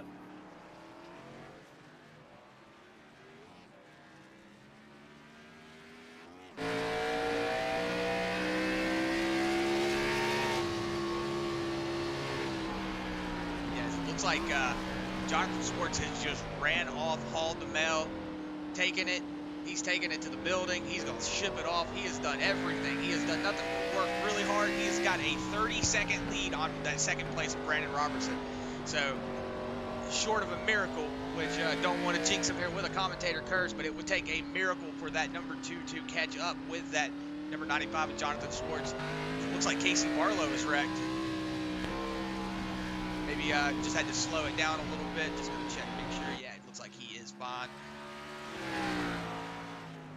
Wyatt Brackett sitting in that 7th place position. Looks like John Kinder is still knocking on that door, though, for that 5th place position. Yeah, I know that top 5 position right now, probably feeling sweet. Some of those guys running up there, maybe thinking, hey, if I can just get this 5th place finish, heck, that feels like a win to me. Like he said, Chris, John Kinder's starting to work his way back up there just a little bit. I want to say Jonathan Swartz maybe just hit the line, did he? Oh, he's getting there. He's getting there. As it will be 2 laps to go this next time by when he hits the stripe. You see Jonathan Swartz rolling it through turn number 10 down this straightaway into turn number 11. Think outside the oval, that quarter thing says, or the billboard painted sponsor advertisement for Toyota. Even though we've got 3 Toyotas in the field. Hey, Darius Boyd, Nicholas Noggle, Dylan Butler, shout out. We love them Toyotas. Darn cheating Toyotas. 2 to go though. Race control called it out. I'm calling it out now. I'm just gonna be Jason Collins' echo for right now, but either way, that 95, man, Chris, we can't say it enough. Just a dominant race car tonight. That thing has looked fast. And Chris, go back to Jimmy Allen and John Kinder. They are very close. 6/10 now separate those drivers. I just saw that gap shrink up big time. And John Kinder is now in striking distance. Let's see if he's able to catch him here. Or will that 16 National Guard machine hold off that 5th place position and give himself a top 5 here at Sonoma? And look at that entry from John Kinder. Big ol' entry. He's going to roll almost up to that back bumper. He got a decent little run out, but it looks like 16 to Jimmy Allen got just on the loud pedal right there. Extended that gap back out. Still wiggling a little bit going down that front straightaway into turn number 1. We'll see if John Kinder can get that gap shrink back up. We've got 2 laps to get it done here. Yeah, as we see here, right on board with the number 8 of Alex Huffman, he has started to just run off and leave that number 12 Frankie Barr. So, hey, it is good on him to get up as many positions he has. You know, he is one of those drivers that we always watch for, Josh. That number 12, he is always bad fast on the track. Indeed, Frankie, always a fast race car driver. Hopefully I had my mic muted right there. I did just turn my box fan on for like 2 seconds to blow it onto my face, man. I get really sweaty when we call these races from the adrenaline and excitement, man. Hopefully I did have my mic muted. If you heard a big old loud, what sounded like an airplane taking off, I do apologize, but don't think I had my mic muted for that. White flag is out this time. Yep, and white flag out. Sorry, didn't mean to go on my little bit of a ramble. As Jonathan Swartz does see the white flag, will he make it back to see the checkered knock on that wood again? As he is pulling up to that 14 of Tyler Reed, but with a 34-second gap. You've got to anticipate that 95 is just going to go on a Sunday drive-through here. And he is going to have just a good little stroll to the checkered flag. Maybe not even thinking about overtaking this 14 of Tyler Reed to that 9 of Bryce Hunter. Just going to hang out behind these drivers and roll on his way to his 2nd victory of the season and pick up a win here at Sonoma. I don't want to speak that, or excuse me, his 2nd win. He did win at Daytona Road. So that is very fitting for him. You know, he won at Dover, down to a little bit of a scrap with that 46 machine of Trenton Jump, and that was a good little battle. Yeah, you saw that bump and run on the Dover. Everybody was talking about it in chat, and it was definitely a heated debate there for a little bit. But hey, Rubbin's racing. Yeah, and Jason corrected me right after I corrected myself. Heard him go, third, Josh, third. Thank you, John. Thank you, Jonathan. You know, Jason. Why did I say Jonathan? Because I'm looking at Jonathan Swartz. I'm sorry. Well, either way, Chris, look at Jonathan Swartz. Sorry, did not mean to cut you off there, buddy. But coming out of turn number 10, that 95, looking to pick up the 3rd win of the season for himself. Daytona Road Course, Dover. And as he pulls it out at turn number 11, or through turn number 11, excuse me, gonna let that 14 and 9 stay on the lead lap. But coming to here, you can check off Sonoma as his 3rd win as he comes through the chute of turn number 12, coming down the front stretch. Checkered flags out. Jonathan Swartz is going to win here at Sonoma and pick up his 3rd win of the Bluegrass Cup Racing Series season here as we are just now getting it kicked off. We'll ride on board here with your 2nd place position. Brandon Robertson, as he is now coming through turn number 10, getting ready to go to turn number 11. Going to do the same thing that you saw Jonathan Swartz dude, just roll it through. Get this race over with. That number 2 is going to finish as the same number on his car in that second place position. He is going to pick up that second podium step. Brandon Robertson, your second place finisher here at Sonoma.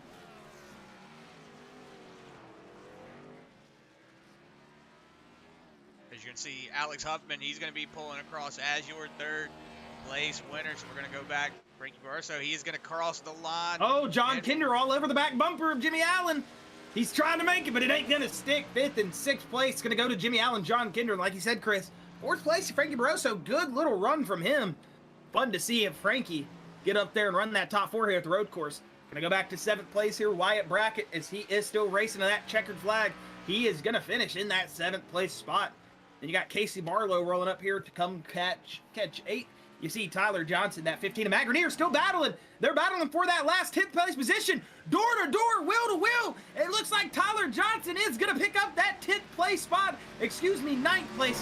Thought they were racing for 10th, actually racing for 9th. Either way, good little battle right there between those guys. That was good little door banging. But either way, good win to Jonathan Swartz. That was fun. And like Kinder just said, awesome battle to Jimmy. Awesome battles to a lot of these guys out here. That was a fun race to watch. Yeah, as most of these guys are just happy for this race to be over. The only thing they were battling was that wheel. That wheel did not want to wreck. That is definitely true, Chris. But like you said, man, that was just a dominating win from Jonathan Swartz. Man, that is a big old burnout in that 95 machine. That Phoenix 7 Chevy Camaro gonna grab that burnout, back it into the wall, do another burnout, and just keep it rolling. He's gonna blow that thing up, I bet you. 3rd win of the season for that 95. And he is doing a good job from Jonathan Swartz this season. And heard Collins come over and say, you gotta do that Polish victory lap.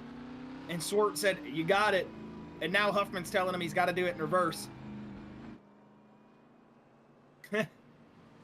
He said he's going to try a reverse lap as well. But either way, we're going to go ahead and run through your unofficial results for the race. It's going to be that number 1, or excuse me, that first position going to the number 95 of Jonathan Swartz, with that 2nd spot going to that number 2 of Brandon Robertson. 3rd is going to go to that number 8 of Alex Huffman, with 4th place being picked up by the 11th place qualifier, up 7 positions. That number 12 of Frankie Barroso. Whoa, still guys rolling out there. I'm pretty sure Jonathan just had a heart attack probably. You saw him swerve over. Whoa. As, yeah, Jimmy Allen going to pick up 5th with John Kinder in 6th. Wyatt Brackett in 7th. Casey Barlow 8th. Tyler Johnson 9th. Matt Grenier 10th with Adam Lancaster in 11th. Tyler Reed in 13th. Tyler Reed in 12th with Bryce Hunter in 13th. David Brackett in 14th. Scott Fritz in 15th. Darius Boyd going to finish in that 16th spot with Brian Terry 17th. Nicholas Noggle in that 18th. Trenton Jump in 19th. Jimmy Johnson in 20th. And Dylan Butler going to round out your field in 21st, as that 95 still getting that Polish victory lap. Probably one of the longest Polish victory laps of the season. But hey, we've got Alex Huffman ready for his interview. Going to go ahead and pull up that number 8. Have a word with him. Alex Huffman, this is Chris and Josh in the booth. You got a copy, buddy? Yeah, I got you. Man, no hood. 45 laps around Sonoma. That was probably one tough race. No, you got to crank on that wheel a lot to get around here. Really use that throttle, use that brake pedal. But hey, you still came home with the 3rd place. Probably not what you wanted going into tonight, as you did qualify on that outside pole. But either way, still a good job from you to get it done with all the damage and all the adversity we faced tonight. How you feeling after that 3rd place finish? Tired, sweaty, worn out. I hate my VR. I really want to throw it through a wall right now. Ugh. Did you lose VR halfway through the race or something? Yeah, when I got into the wall there, it froze up my whole computer. I lost force feedback and throttle, and then as soon as I got back, it did that typical glitch where if your wheel disconnects, your throttle goes wide open. So as soon as it came back and got back to me, I was wide open, and I was just heading towards that wall. So glad I could recover, though. I had 2 minutes of optional, and I took most of it under caution. Well, dang, man, didn't know you had the VR go out. But that just goes to show how much talent you got getting around this racetrack. And again, man, congratulations. Now that we know all that went into fruition, that all that, you know, all that trouble, that was just a good little run for me. That just brings the whole story to a different level. Good run from you, Alex. Way to bring it back, man. And Hey, like you said, sweaty, tired. I am pretty sure you are, because I'm burning up from watching that race, man. I was getting excited. We had some good beating, some good banging out there, some good racing, and like you said, man, able to come back from that third place spot, all that adversity you had early in the race, and unfortunate it did happen, but still, congratulations, man, on that final podium spot. Do you got any final words, any final thoughts before we let you go tonight, man? I got, of course, thank you, Chris and Josh at SRM for broadcasting this, Jason for putting the league on. Congrats to John Schwartz. He was in another zip code, looked like Kyle Larson down here at Nashville. Allen's Body Shop, Old School Diecast. My friends and family watching this, and my VR for coming back at least and let me use it the last half of the race. Well, hey, maybe one of these days it won't cut out on you, and you'll get up there and run where you need to, man. We know you probably had so much more of a respected finish there in that race. You were a bad, fast race car out there tonight, but you showed that raw pace, raw speed, even with all that damage, able to come back and pick up that final podium spot. Again, Alex, congratulations, buddy, on picking up that podium after all the adversity tonight, and hopefully we can run this momentum. We know you got a fast race car into next week, and be talking to you up here in the booth again. I hope so. Thank you. Thank you, Alex. Have a good night, buddy. And that was Alex Huffman. Gonna go ahead and talk to Brandon Robertson, your second place finisher. Well, I almost dragged Jonathan up here. Brandon Robertson, this is Chris and Josh in the booth. You got a copy, man? Hey, how are you? Doing good. Man, hey, I gotta tell you, probably felt good though, even though you didn't maybe want to finish in that second spot there the whole race, but hey, Jonathan Schwartz, like Alex Huffman just said, in his own zip code out there, it just seemed like he was in the next state over. He was already at the dinner reservations after the track was over. That's how fast he was getting through this race. But Brandon, you were able to finish second in there for a long time. You just had your own little racetrack out there, just running in clean air a lot. But either way, Brandon, again, congratulations on that second place finish, man. And like Alex said, he was sweaty, tired, burning up. I'm sure you're feeling the same. How did you deal with the adversity here at Sonoma? We had a bunch of cars going everywhere, and how do you feel after finishing second here tonight? Honestly, that's about as good as it could go right there. I didn't know how it was gonna go. Honestly, congrats to Jonathan. I've only seen one dominant race like that as far as in real life. That was when I think Jeff Burton led every single lap at Loudon when I was there, and that was not a good time to watch. So hopefully you guys did okay watching the race and calling it. I'm glad that he was able to let me lead one lap or one or two laps there. When he went into pit in the second stage, I just took the opportunity to get the extra point. And I knew that was the only time I was going to be able to sniff the lead unless he made a huge mistake. So I think we maximized the points, and I'm excited to put this one behind us. You sound excited to get it behind you, man. And like you said, got as much points as you could out there with a dominant race car like Schwartz tonight. Still a good job from you. Like I was telling all the fans at home, really making that Rolex 24 Dale Earnhardt throwback look like it knows what it's doing on these road courses. Even though we had a dominant race car out there, just think, in a non-Jonathan Schwartz field, you would be the winner tonight. So take that into consideration. You might be able to get out there on another road course here soon. I know we might not be. I don't think we're running any more this season, but still take that into that little bit of motivation you get, like you said, get those good points and still finish on the podium here, and that's nothing to hang your head at in this group of talent. But Brandon, you got any final thoughts, any final words before we let you go tonight, buddy?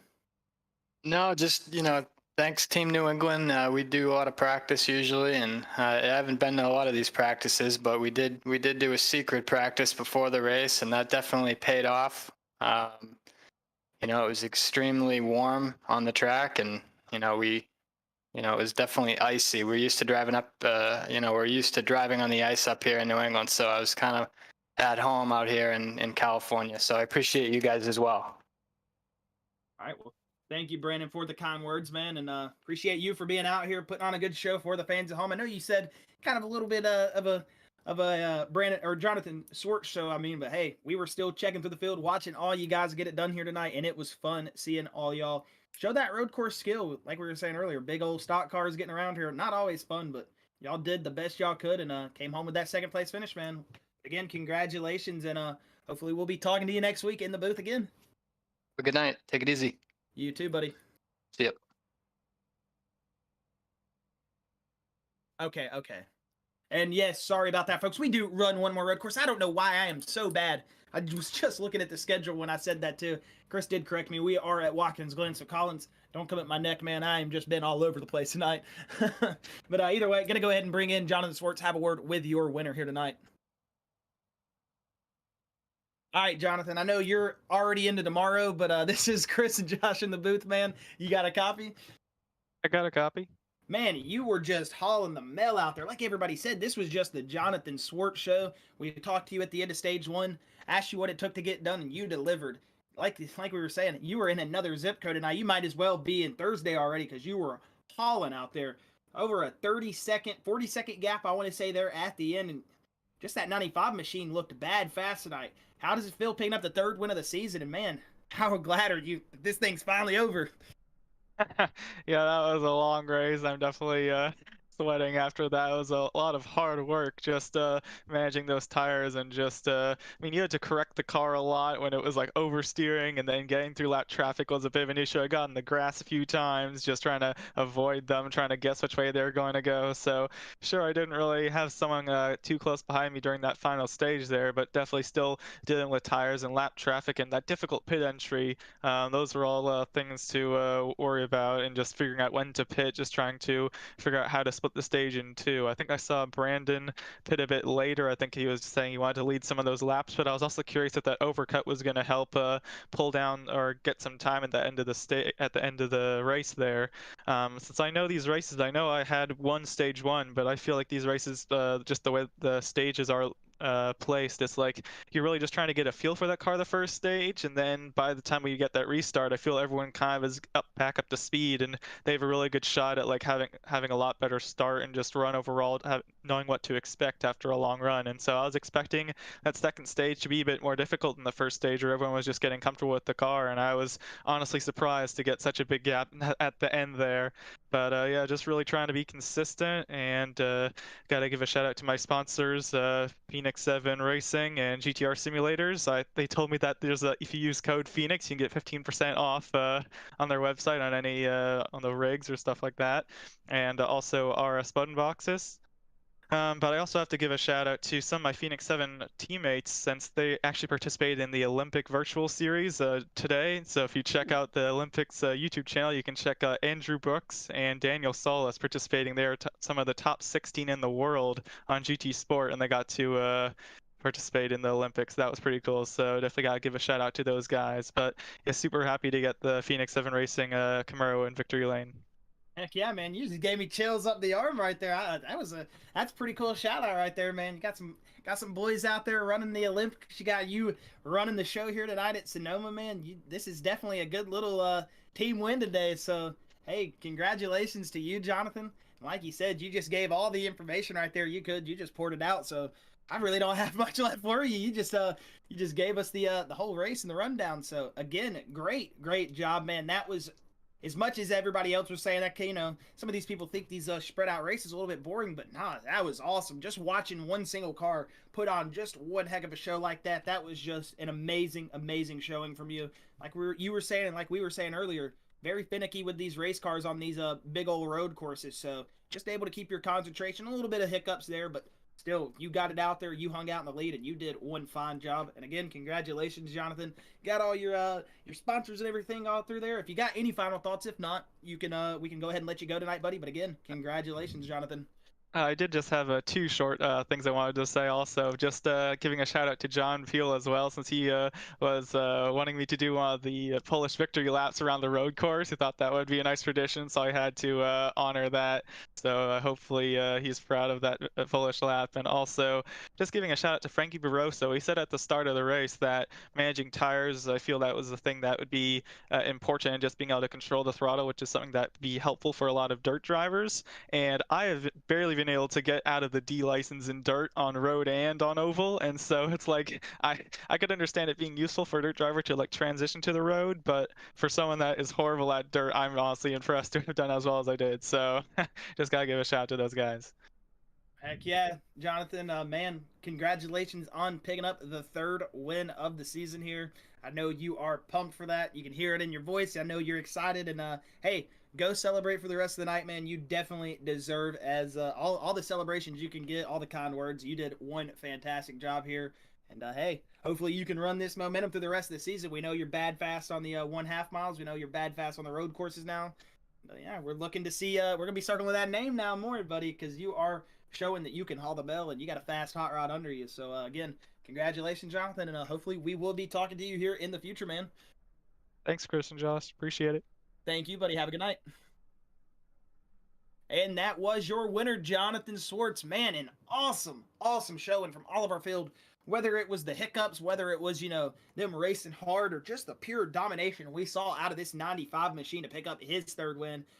Got the check mark done here at Sonoma. And man, I can't really say much else besides that was fun. That was a blast. I really did enjoy this Sonoma race. Was looking forward to it coming into it. Really didn't know what to expect, but hey, we got one dominating run. We got a good midfield battle, good back of the pack battle. It was just good action all over the track. Chris, do you have any final words, any final thoughts before we send these fans off tonight? Yeah, just as I usually say, always big shout out to the Bluegrass guys, every single driver, every single admin, every single race control, all of them. As I've said week in, week out, always sound like a broken record, but they just put on one of the best shows that we have the ability to watch, and we couldn't do it without them. So thanks to all the guys that are in the Bluegrass League, everybody that's able to make it happen. And, we're just waiting to see what's going to go on next week as we go to Nashville Fairgrounds. Yes, I was going to say that too, Chris. Nashville Fairgrounds, not only for the Truck Series, but for the Cup Series. So you need to be here next weekend, Tuesday night, 9 o'clock to see the trucks. Jason Collins did win at North Wilkesboro last night. Said he was very, very excited for Nashville, so looking to make it 2 in a row in the Truck Series and pick up his 3rd win of the season. And then if you come next weekend, Wednesday night, 9 p.m., we will be at Nashville again for the Cup Series. 120 laps in the trucks, 200 in the Cup. Not going to want to miss it from these Bluegrass guys. It's going to be nothing but action out there on that short track. If we get to see the action we saw at Wilkesboro in the trucks, let alone in the Cups, it is going to be one good week next week, and you are not going to want to miss it. Trust me. It is going to be awesome. So, yes, like Chris said, we appreciate all the fans for being here, and I appreciate you guys. And Bluegrass appreciates you guys, and we appreciate y'all. Appreciate the Bluegrass guys as well. Jason, Casey, all these guys, or not Casey, excuse me. He does usually do race control for the truck series, but either way, race control for tonight. Do appreciate them. And yeah, if you enjoyed this stream, make sure to go ahead and click that like button on the Sim Racing Media Facebook and YouTube page. Get those likes going, the subscribe buttons going when we go live for some more racing this week. Shout out to all the fans out there, and hopefully we will be seeing you next week on the platform here for the Bluegrass Series at Nashville, Tuesday night, Wednesday night, 9 p.m. for both. So this is Chris and Josh in the Sim Racing Media booth. We are going to be signing off for tonight, folks. Good night, and we will see you in a week.